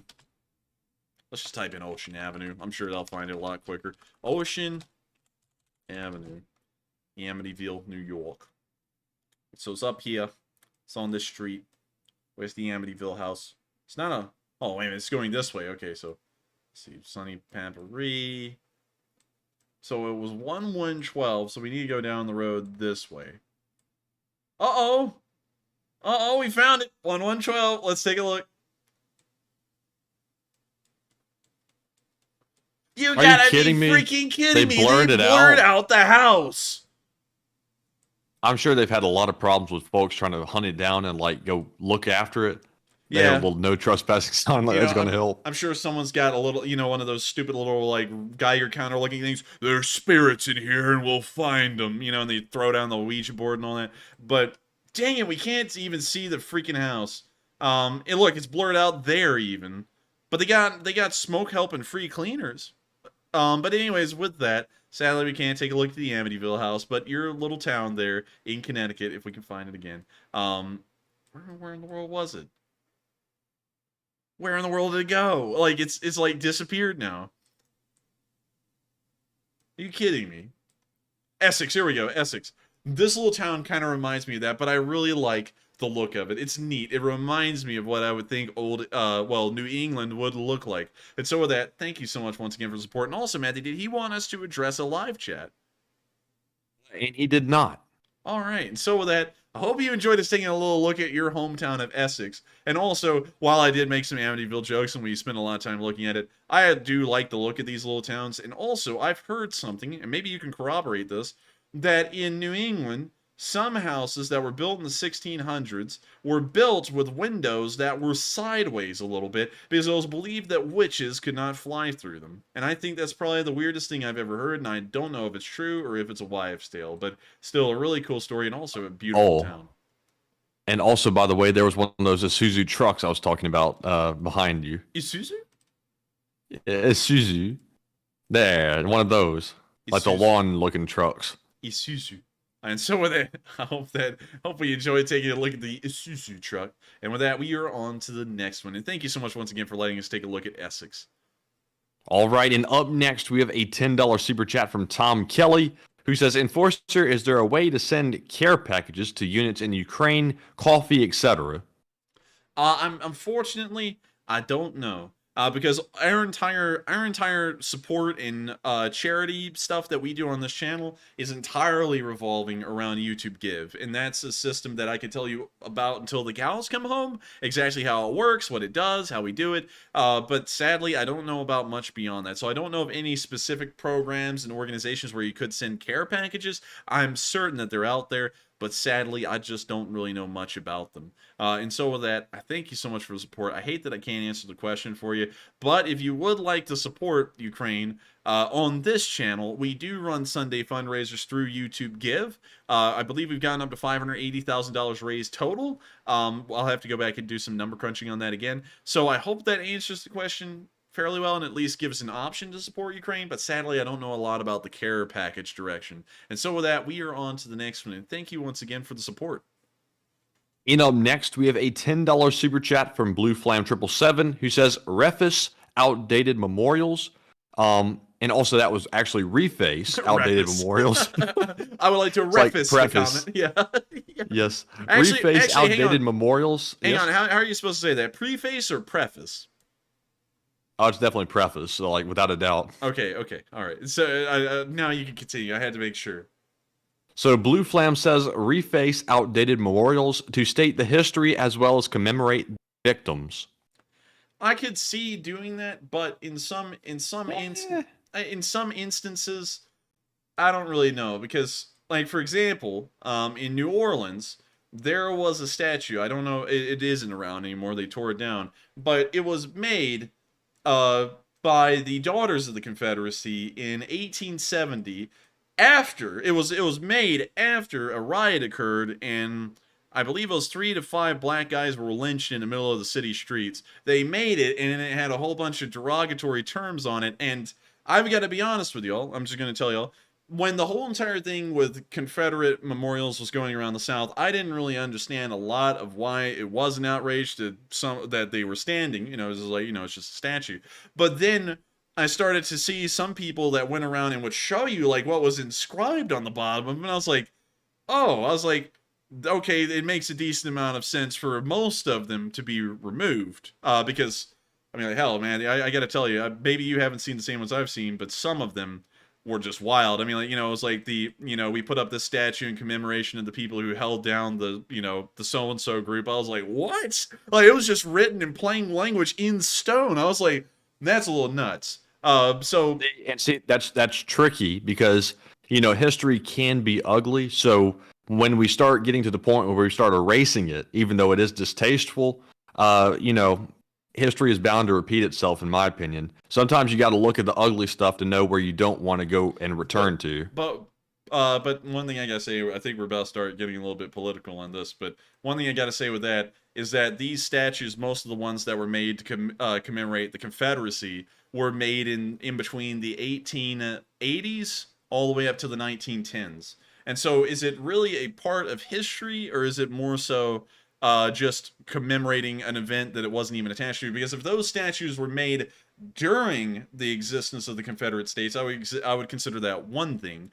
But considering that all of them were made afterwards and putting, I guess you could say, kind of like spins on what happened and what it was for, I'm not really sure, you know, because this is of course something that a lot of people always contend about, but that in my similar, to put this into a modern context, that would be like making statues after the Second World War was over in West Germany for Hitler in like the 70s. That would be kind of like a similar, I guess you could say a similar thing, or in the Soviet Union, making statues of Stalin after he was dead decades later.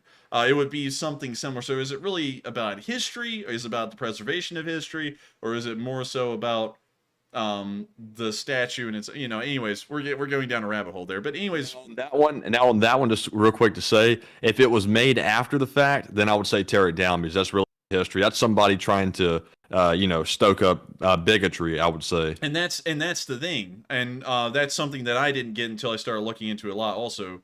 God bless the bayou. It's almost gone. But anyways, getting back down to New Orleans, there was a statue down here. I'd hate that. I mean, like, so it's a decent thing that they were torn down, but I still hate that they were torn down because I can't show y'all what it said on one of the pedestals. It was like, it was just blatant. Like, it was rough. I was like, dang. And it was in the middle of one of the wards. So I was like, gosh, I was like, that's pretty rough. I think. Now, I'm not going to go on a whole shopping tour of trying to find them, but still, some of them were pretty wild, and all of them, almost, minus maybe a handful of them, were made after the war by the Daughters of the Confederacy for the most part. But anyways, with that, we are on to the next one.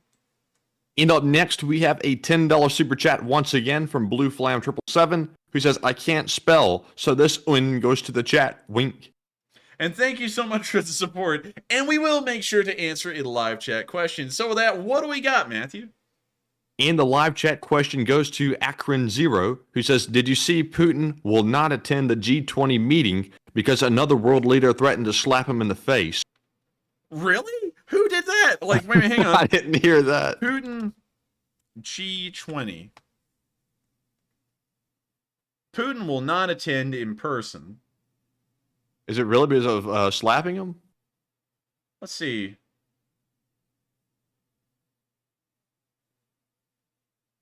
Western countries have pressured Indonesia. Let's see.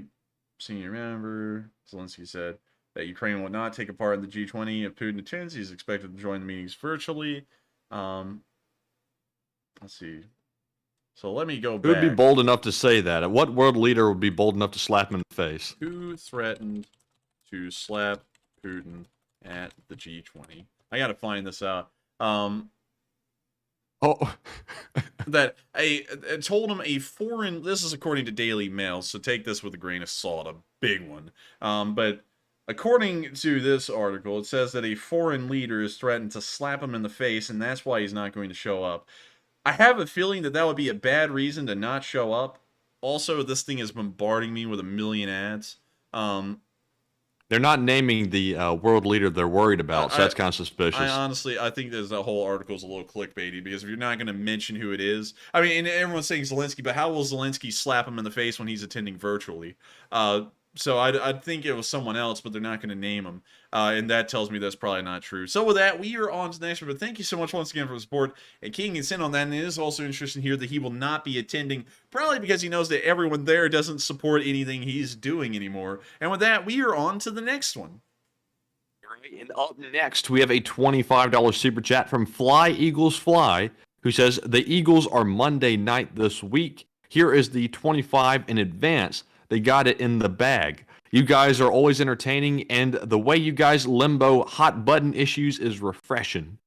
And thank you so much for the support, Fly Eagles Fly. And I thank you so much for enjoying the way we run the channel. I always try and make sure that it's interesting enough, just alone, that people can still watch and enjoy and also get the news at the same time. And so I thank you so much for enjoying that, because some people don't like it. There's, always critics. I've heard a decent amount of critics go, he's trying to trivialize the whole thing. No. I'm trying to make sure that everyone can get through it and still get their news. And so I thank you so much once again. And also, they got it in the bag. I don't really watch a lot of football, but hey, if they got it in the bag, I'll take your word for it. And I thank you so much once again for helping this channel to keep on running. And so with that, we are on to the next one. And thank you so much once again. All right, and up next, we have a $10 super chat from Santiago Flores, who says, the legend BC started it, so I'm donating a live chat question. And thank you so much once again for the support, and we will make sure to get that live chat question. Also, huge thanks to BC once again for starting such a kind trend. All right, and moving on to that live chat question, we have one from the past, who says, if the bridge and pontoon was hit hard, where will the Russians cross ones left behind? If the bridge and the pontoon was hit, there would be no way for them to cross unless they were to only cross the infantry alone, and they could maybe make it across the Antonovsky Bridge or the Novikakovka Dam Bridge, maybe. But it wouldn't be a fast movement. It would be very slow, because the bridge would still be limited by weight restrictions. And so that would really be the only way they could leave, and they would have to leave behind all their equipment at that point, including the smaller stuff like cars. And so with that, I hope that does address the question fairly well. And thank you so much once again for the support and helping this channel keep on running and sponsoring a live chat. And with that, we are on to the next one. Before we do, how many do we have left, Matthew? So we have just at 10 left. Really? Wow, we're just blazing through tonight. And so with that, we are on to the next Oh, one. the Cambot. Oh, it's the back. Cambot's back. Tired of being alone? It's been a month. We'll help you. And so with that, we are on to the next one, and we have had a unicorn sighting here. All right, so I have to quickly type in Cambot equals 1 because that's the tradition. So moving on to our next super chat, we have a $10 donation from Salmons, who says, "Thank you both for your dedication, and please pass my question on to the live chat." And thank you so much for the support and also enjoying this stream. And I will make sure to pass it on along to the live chat. And so with that, what do we got, Matthew? And the question goes to Gabriel Hernandez Photography, who's been a very long time viewer. He says, "Enforcer, don't you think that Putin will nuke Kherson after pulling out of there as a way to escalate before de-escalation?" No, because that escalation would be permanent escalation.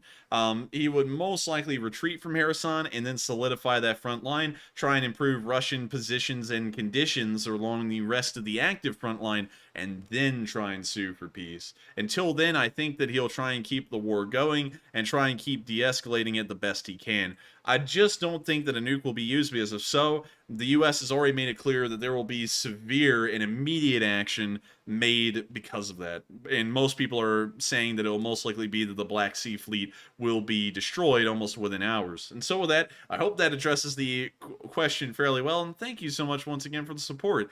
And with that, we are on to the next one. And up next, we have a $10 super chat from Benjamin Rude, who says, "How happy are you with the level of support that America is providing?" I'm pretty happy with it. I think that there could be a little bit more, but hardly anymore. I mean, like, it's about the best we can give. And so, by and large, I'm quite happy with it. Of course, there's always the argument that there could be, it seems like it's a very small one, only about 25% of the population, could be a lot less support or no support.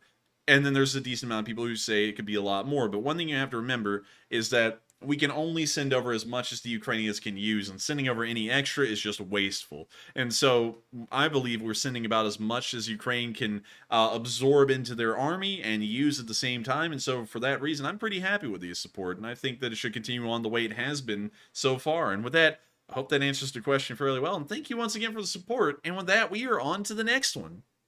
All right, and up next, we have a $10 super chat from John D., who says, "I wonder, what are your thoughts on sabotage to the Russian/North Korean friendship bridge to stop further arms shipments to Russia, and thanks." And thank you so much for the support, and a very interesting question. The little North Koreans, they have a little friendship bridge. It's a bridge of friendship of bridges. And you can see here that it's a really crappy looking bridge. It's about as good as their friendship is these days. In case y'all don't know, the Russians largely distanced themselves during the early Federation era from the North Koreans. And so the North Koreans largely ended up being on their own. But from what we know, they still told the North Korean public that Russia was great friends with them, and they were still the Soviet Union. Although I believe that's changed at this point. Moving on from that, however, destroying this bridge would probably be beneficial. I would say that probably not too much. There's probably not a large amount of rail traffic that moves across the bridge. It is a one-tracked bridge, it appears. But still, at the same time, it probably would be beneficial. Although I don't think the North Korean support is going to be war-changing, even if it's a large amount. And so with that, I hope that answers the question fairly well. And also, it looks like they have a custom office and a Buddhist temple in one. It's a 2-in-1 combo here on the Korean border, and that's really wild. Also, one other thing that's kind of wild to me, and if I'm looking at this border correctly, China owns, yeah, they do, they just own this weird little slither of land right through here, all the way down here. And so if you're in this part of the river, you're in China, North Korea, and Russia at the same time. Fun. The three most oppressive countries in the world all in one go. Hey, that's what I'm talking about. Anyways, with that, we are now on to the next one. And thank you once again for the support. And up next, we have a $20 super chat from Sam Marson, who says, quote unquote, and with that. Sam, I thank you so much for the support, and I think that you may just be making a crack at it. If that is pretty funny. If you don't know why I say that so much, it's Matthew's cue to move on to the next question. Because it's very hard for Matthew, because he's very busy, to pick up on when questions end if I just end them by concluding them normally. And so for that reason, I always have to say, and so with that, because that's Matthew's audible cue that we're moving on into the next one, and the next one needs to be ready. And so with that, I hope that does address that fairly well. And if it is just a joke, a pretty good one. And so with that, we are on to the next one. And thank you so much once again for the support and helping this channel to keep on running. Right. And up next, we have a $10 super chat from Psyops, who says, Muha ha. He says, let me do that again. Muha ha ha. Look up the communal web. Enjoy your nightmare fuel, and Texas stings. The communal web. Communal web. Communal web. Social spider. A social spider is a spider species whose individuals form relatively long-lasting aggregations. Whereas most spiders are often solitary and even aggressive towards other members of their own species, some hundreds of species and several families show a tendency to live in groups, often referred to as colonies. The lifespan of a southern black widow is 1 to 3 years. Let's take a look. Oh my god. Burn it down to the ground! I would not live around that. That is just... Oh god, that's horrendous. I'm sure it's Australian, isn't it? It's got to be. The craziest stuff comes from Australia. Oh my god. That's just gross. I know the spiders serve a very important role. Still hate them. And this is... God, just imagine running into that web. Ugh. And so with that, I thank you so much for the support, Sibes, and I do have to say that is definitely nightmare fuel. I'm not a really big fan of spiders, and that's just... Yuck. With that, we're on to the next two. Thank you so much once again for the support. And up next, we have another $50 super chat from Sam Marson, and this time he doesn't add the quotation marks, and he says, and with that. And thank you so much for the support, Sam Marson. It looks like you want me to say it again, apparently. And so with that, thank you so much once again for the support and helping this channel to keep on running. Without viewers like you, this wouldn't be possible for us to do silly stuff like this. And with that, we are on to the next one. And thank you once again. Now, if you took away the quotation marks, that means he's using the term himself, it must be, because he's not quoting it.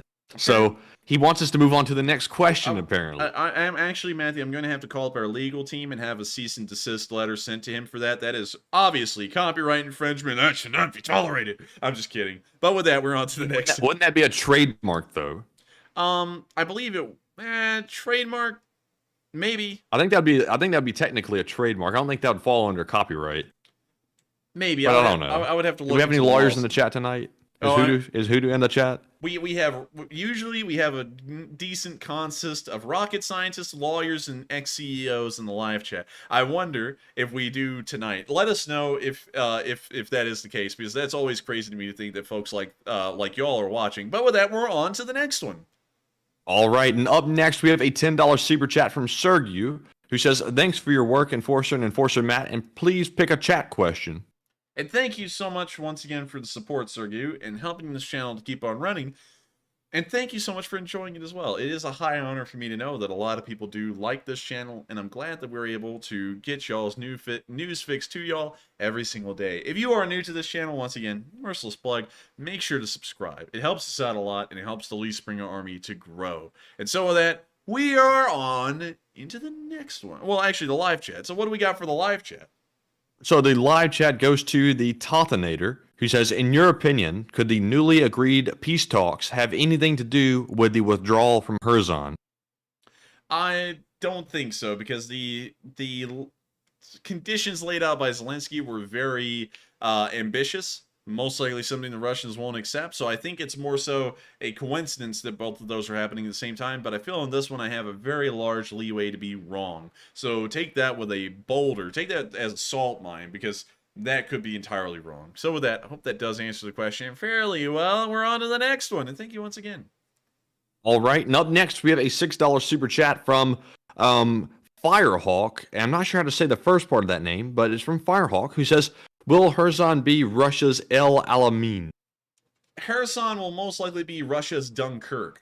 El Alamein, I believe. Actually, sorry, I have to pronounce that correctly. El Alamein is also somewhat similar. In case if you don't know, Matthew, there is El Alamein right there. That water is blue. That's some. You see that? That's some blue water. Let's go to the beach. Let's take a look at this. It's called White Beach. Oh, Pepsi. Or Pepsi. How is that pronounced in Arabic? Swawawa.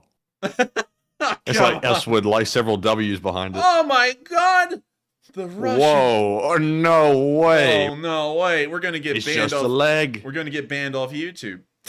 But let's actually seriously take a look at the beach. It's a nice place. Is this guy wearing a Speedo? No, he's not. But it's a nice place. Usually they blur the people out, but not this time. Not this time. They're not that lucky here in Egypt. But wow, this is a nice place. What do these houses look like? Are they nice houses? Oh, we don't get pictures of nothing, do we? Also, look, there's like farm fields out here in the middle of the desert. You live in a freaking desert! Nothing grows out here! But anyways, with that, we're having a little bit too much fun tonight. We are on to the next one, and thank you once again for the support, and I hope I answered that fairly well. I feel like it would most likely be similar to Dunkirk. It could also be El Alamein. And so with that, on to the next one. And also, it's Pepsi, by the way. Some people were saying Pepsi, but that's a different drink. That's Pepsi. But anyways, up next, we have a $10 super chat from Blue Flam 777 once again, who says, Russia's 3 steps to homework. Step 1, Putin it off.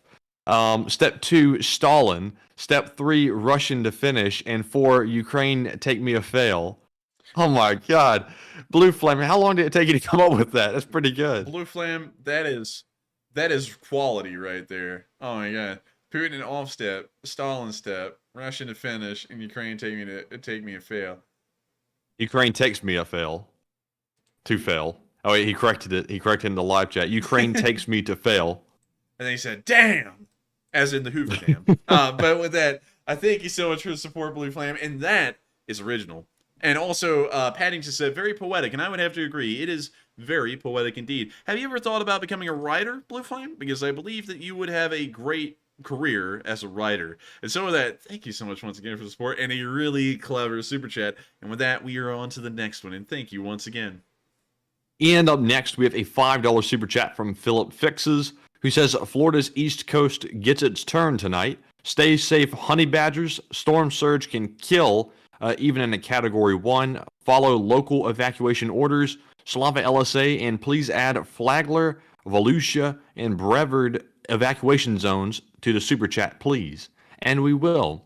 And also, Philip, which side of Florida is this hurricane going to? I thought it was going along. Hope you just cut out right there, Matthew. I thought that hurricane was heading to the same side again. That's actually interesting. I wonder where it is heading. And also, Matthew, I don't know what's up with your audio, but you might want to make sure to stay close to your mic because once again, it sounds like you're driving by in a car, or you just cut out, and it sounds kind of like you're cutting out when you get a little too far away from your mic. That's probably it. Yeah, so like it'll be like this, and you'll be talking, and you'll hear yourself getting a little bit further away, and then it just cuts out like that. So. Anyways, with that, I thank you once again for the support, and also everyone in Florida. If you're a Floridian viewer, please stay safe. Florida is a dangerous place, mostly because of the hurricanes, and so I hope that y'all make sure to take proper precautions and stay safe down there because hurricanes are fairly rough, much like a tornado or even worse. So with that, we are on to the next one. And thank you so much once again for the support, and everyone in Florida, please stay safe. Right. So. And also, Enforcer, the way he said Florida is a dangerous place made it sound like there was something else that was wrong. But anyways, up next, we have a $10 super chat from Monstrosity, who says, hi from Kingston, New York. Thanks, you guys, for the great work. When the war is over, can you do a live stream looking up cool stuff on Wiki and zooming around Google Earth? Almost better than the news. And thank you so much for the support and also the kind words as well. That is something that we've actually been batting around. I don't know if it would be feasible, but one thing I was thinking is, what if we change this from the Ukraine war stream, once the war is over, into something like a podcast where we're actually on camera and we bring on guests, or we're just on it ourselves and just goofing around and looking at stuff. I thought that'd be fun. I don't know if a lot of people would hang around. I like that. Yeah, I don't know if people would hang around to watch that, but I think it's cool. I think it's a neat idea. And I would see about doing that. That's something that I've really been thinking about. But let's check out Kingston, New York. Let's drop down on the Broadway. Boy, there's a whole bunch of broads on Broadway. For some reason that's what I think about every time I hear Broadway. But let's see. It's a nice town, actually. It's not that bad. It like they've paved the road. That's rare in America. A paved road is unheard of. Let's see here. What do we got? Blum's Variety Store. They got cigars and tobacco. Good. Always needs Nice. Always needs yourself a little bit of tobacco. What we got down here? The Performing Arts Center. Trombone Shorty. What in the world? Whip it back with a trombone, shorty. Oh no. Bonnie. I want to go Horseman. see Stomp. Yeah, Stomp. Yeah, I would like some tickets. Yeah, what would you like to see? Stomp. And Celtic Woman. Interesting. And Celtic. I thought it was Celtic. I think Celtic is just the basketball team, Matthew. I think it's Celtic. Yeah. Is he right? Hang on, let's pull that up. Now you got me second guessing myself, Matthew. How to pronounce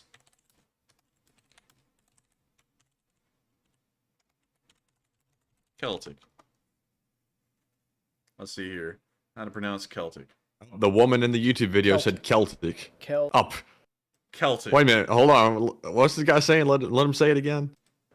Celtic. Celtic. It's Celtic. Celtic. He said it almost like it was a new invention. He was like, light bulb.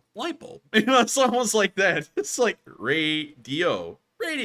Anyways, they got a Chinese restaurant. Honestly, that one reminds me of the one from the Christmas Carol, doesn't it, Matthew? Like the one where it was the end of the movie and they went to eat Chinese. It's like the same building. Yeah, a little bit. Yeah. Anyways, we gotta move on down the road. First Capital Barber Salon. Honestly, No, I think that's two separate places. Yeah, but they got hair and scissors over here on this part, and then they got Barber Salon. It's like maybe so. The symbolism. It matches. Matches. Oh boy, that's PTSD for Matthew and me. Anyways, moving on. We need KFC. KFC. We need KFC down here. Stat. We got someone infringing on their trademark and copyrights. That's an interesting mixture of food too. Gyros, burgers, and ice cream. It's like and then they several got different wings. things. They got wings. Too. Yeah, look, they got wings. They got burgers. This is. I want to try one of those up. chopped cheeses that they have up there in New York. Those look pretty good. Yeah, that would actually be pretty good. I honestly want to go to New York one day. Maybe we'll go here. Also, if I'm correct, West Point ought to not be too far. Yeah, there it is, West Point, right there. Yeah, West Point isn't that far from you, because you're just right up the road from it. And so with that, thank you so much for the support. I hope you enjoyed us taking a look at the town of Kingston in New York. And also, did he want us to address a live chat? And he did not. All right, so with that, I hope you enjoyed us taking a look at the town of Kingston. And with that, we are on to the next one. And thank you once again. And also, I said that, but let's see here. I think I was looking at the wrong one. Do you remember who that was? I think I might have lost my spot. Sadly, no. Because I was like getting ready for the next one, so sadly I don't. I don't think he wanted us to go to one, but if you did, put it in the live chat. But moving on to our next one, we have a $10 donation from Roy CC07, who says you should quickly check the Windy website since it'll give some context regarding weather in Ukraine and anything going on in the world. It's windy out here. Well, let's go to Ukraine. Well, the winds are strong over the Atlantic today with some chances of downcast. And as we go over here to Ukraine, we can see that it's a nice, good round temperature of around 30, the high 30s to the low 40s across the entirety of Ukraine. If we take a look at the rain and thunder, we can see that there's no rain on accumulation over the entirety of the country right now, except over Uzhhorod. If we look at the cloud cover looks quite consistent over most of the country. All major cities except for Kyiv are covered with some kind of a cloud. Let's see. We look at the waves because the waves are very important. We can see here in the Black Sea, it looks quite calm. Wait a minute. It just shows. Oh my God. I mean, it shows us the wave height by color. That means in the North Atlantic, the swells are like 30 feet tall. Oh, no. Oh my God, no way. You wouldn't find me out there unless you had a gun to my head. That's the only way you'd find me out there in that. No, thank you. I just think about that little boat in the Perfect Storm movie and going over those huge waves. Oh, no. I couldn't handle that. What if this is in meters? Oh, man, that would be horrific. Man. That means the swells are 100 feet tall nearly. Oh my God. And they're really, this must be where the hurricane is because they're really high right off Florida. Oh my God. Like, the North Atlantic makes the Pacific look tame. Well, where's the hurricane at? Probably around here. Let's check again on the rain, or the wind. Yeah, it's right here. There it is. Oh. Wait, dang, is that close already? Yeah, it's right on, good Lord, it's right on the coast. I didn't know it was that close. Man. Oh my Lord. That is... The waves are pretty low right there near the eye, according... Wait a minute, that's the wind. Never mind. Yeah, that's the wind. Goofy. You know, it's the eye, so it's a very, like, low-pressure center. But the outside's where all the pain and suffering happens. Let's look at the U. So, well, now we're turning into the Weather Channel here. I'm sorry, everyone. But it looks like all the rain and thunder is on the upper side, most likely where it's moving. The temperatures here, do they change? Not by much. The hurricane isn't really changing temperatures too much. But wow, look at that. You can see the El Nino. That's cool. El Nino? Yeah, you know, where it's like the warmer water that goes across the middle of the Pacific. I just want to say that like an Alabama person would say it. El Nino. El Nino? What you mean, El Nino? What the hell's an El Nino? Also, wow, look, the Alps. Wow, that's crazy, man. It's like it's 50 degrees in Aix-en-Provence, and then it's like 25 degrees. It's below freezing in the entirety of the Alps. I mean, that makes sense. You know, it's a high altitude area, but still, that's really cool to see. And then over here, wow, that's nuts. It's just like, it's 30 degrees in Izium right now, in Kupiansk. But it's like 41 degrees and 44 degrees in other areas of the country, just miles, well, not really miles, but just a couple hundred miles away. That's really cool. But anyways, we're spending a lot of time on this. I thank you so much, though, once again, Roy, for showing us this, because this is actually pretty cool. And so with that, thank you so much once again for the support. I hope that does address the comment fairly well. And with that, we are on to the next one.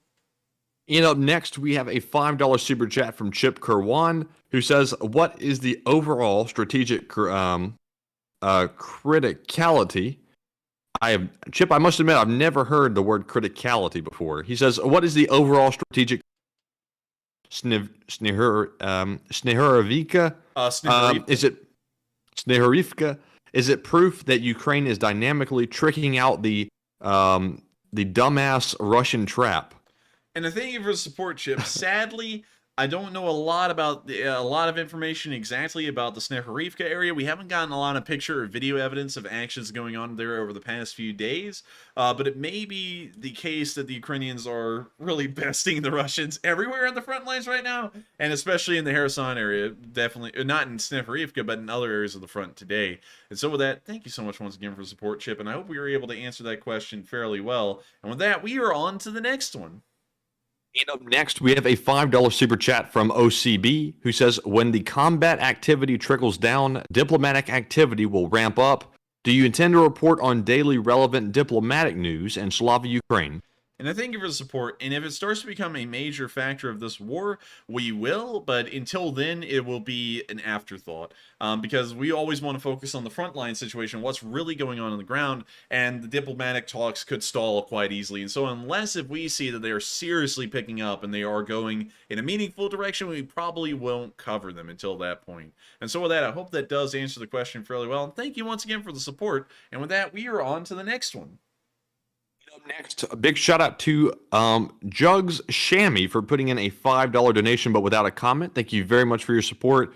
We also have a $5 super chat from Fly New York, who says, great channel and good job. And thank you so much, Fly New York, once again for the support. And also, I would have to say, if you ever want to go anywhere in the world, go to New York.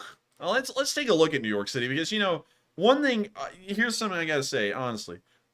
All big cities in America get a bad rap. Birmingham, Alabama gets a bad rap, but is New York that bad? I've never been there to see. The grid, I gotta tell you, for some reason I got a thing against grids. I don't like grids, but, you know, every city's a grid. Let's look at the city. TheNoma.com. I don't even know what that Pretty is. effective advertising, by the way. It caught our attention pretty quick. Yeah, I was like, what? America Gourmet Food. Interesting. Hot food, salad bar. And then we got someone going shh up there, but it is okay, we'll be quiet. But moving on down the street, just getting past all the kidding. I mean, like, to be honest, it looks like what I would expect New York to look like. It looks a little bit better, honestly. I thought it would look really bad. And also a lot of people around. Like, it's a packed street, like, compared to where we're from. But there also is just trash on the side of the road. That's something interesting, Matthew, because trash has been a massive problem. I don't know why I had to say that like I was in New York. Trash is a massive problem in New York City because the sanitation department is a massive union. And so they go on strike every once in a while. Back in the 70s, it was a big deal because they went on strike for months, and the trash literally just started piling up everywhere. Like, it was just literally filling the sidewalks, which is... I believe it. Yeah, it's honestly crazy to think about, but let's move on further down. Also, Enforcer, we are starting to run a little low on time. That's true, but what the hell is this? Look at that. Wait, hang on. We will move on after this. They just put these giant steel plates over like a hole in the road. New York. New York. I don't even know if this is a good part of town, to be honest with you. But this is New York in all of its glory. And so with that, we're on to the next one. Thank you once again for the support, Fly New York. All right, and up next, a big shout out to Dubsy Dabster for putting in a $2 donation, but without a comment. And Dubsy, thank you very much for that continued support, and we do appreciate it very much, as always. Next up, we have a $2 super chat from Chris Webb, who says, thank you for the news, and also, Coffee Fund. And thank you so much for the support, Chris Webb, for us keeping this news running, and also to the Coffee Fund. We will make sure to use that to get more busy, or to use a Keurig. Matthew uses a Keurig. But with that, we are on to the next one. Right, and up next, we have a $2 super chat from Badger Resistance, who says, why did the USSR lose the most soldiers? Can you reread that again? Your mic cut out. Why? I don't know why it's doing that either. I'm right up on it. Why did the USSR lose the soldiers? It just happened again, right in the exact same spot. Now, that might be a Discord issue. It's showing transmitting on my end. Can you read that one more time and just shout it out? Why did the USSR lose the most?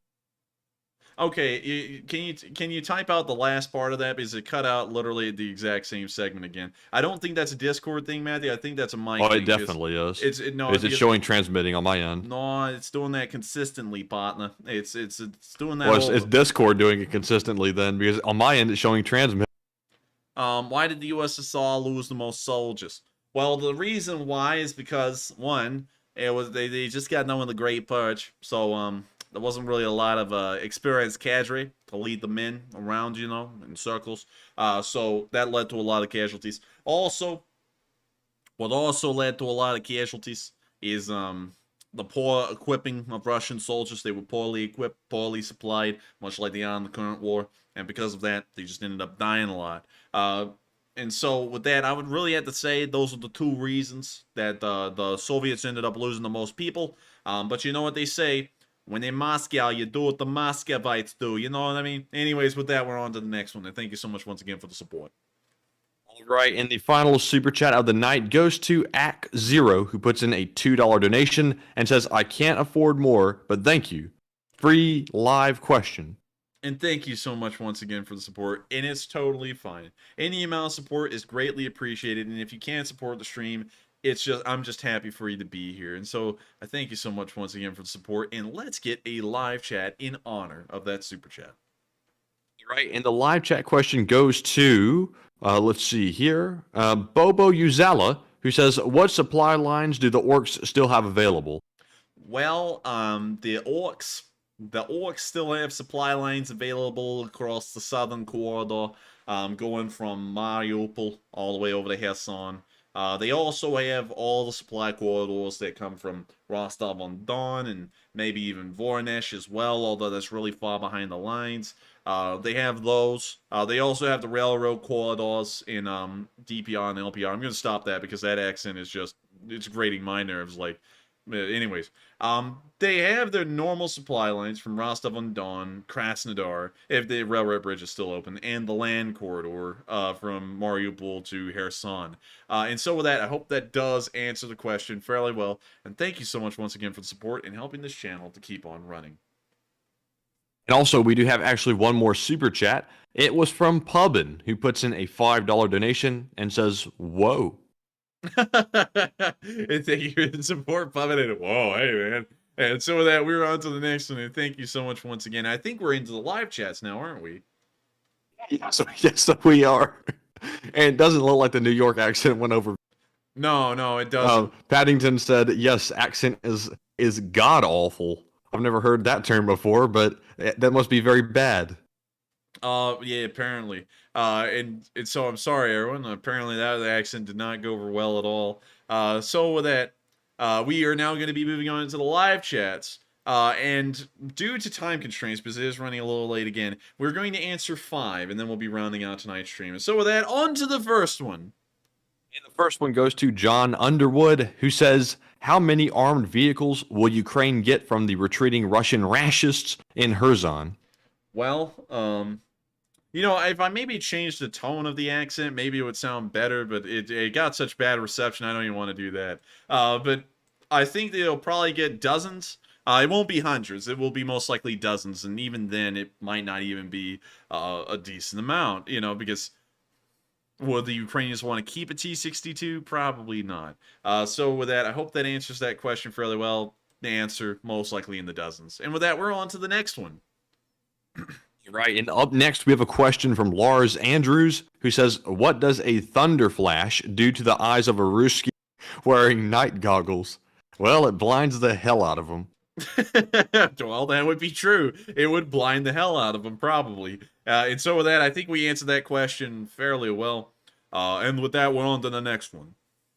All right. And also, BME, thank you for reminding me about the code. I always highlighted orange on the spreadsheet, and I saw my mic cut out just then.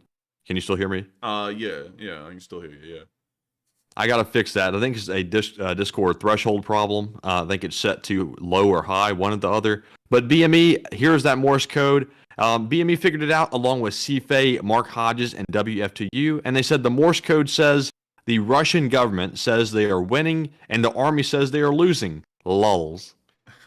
And thank you so much once again. I'm not even going to do that one. Forget it. Forget it. It's already starting off terribly. We're going to forget they have voices for the night. But ding, y'all did get it correct. Congratulations to all 5 of you at this point, I think, for getting that correct, because that is the message. The government says they're winning, but the army says they're losing. I think they need to get together and communicate a little bit, maybe bump heads or jump out windows and figure out what message they're going to be going with from here forward.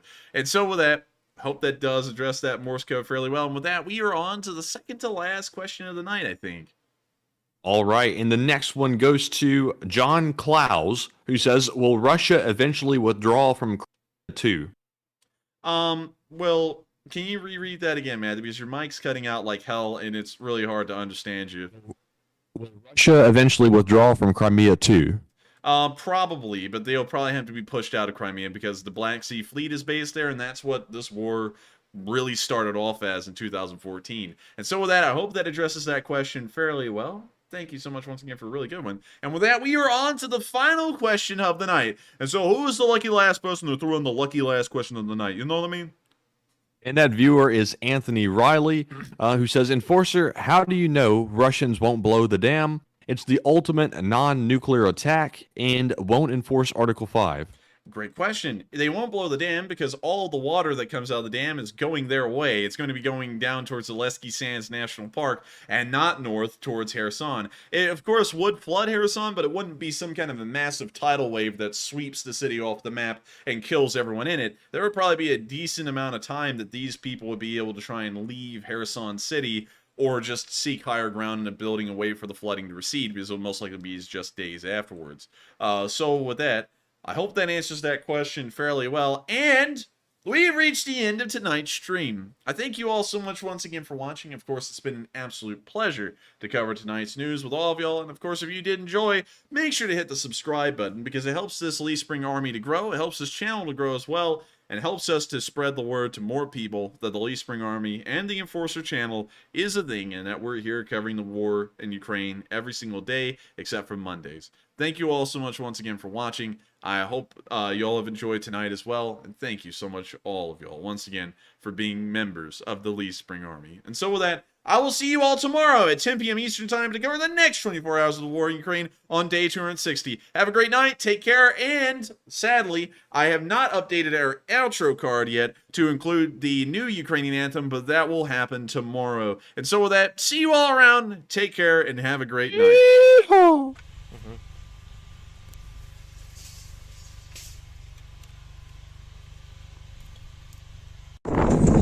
Yes. The Lee Spring Army sends its regards.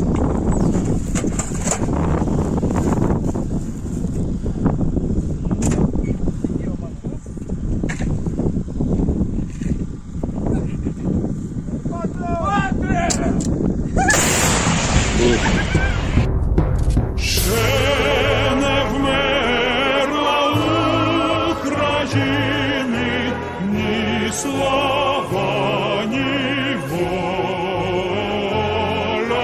Ще нам, браття українці, усміхнеться доля.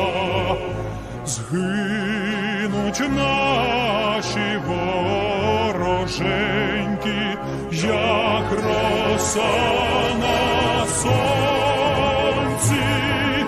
Запануємо ми, браття, у своїй сторонці. Душу й тіло ми положим за нашу свободу.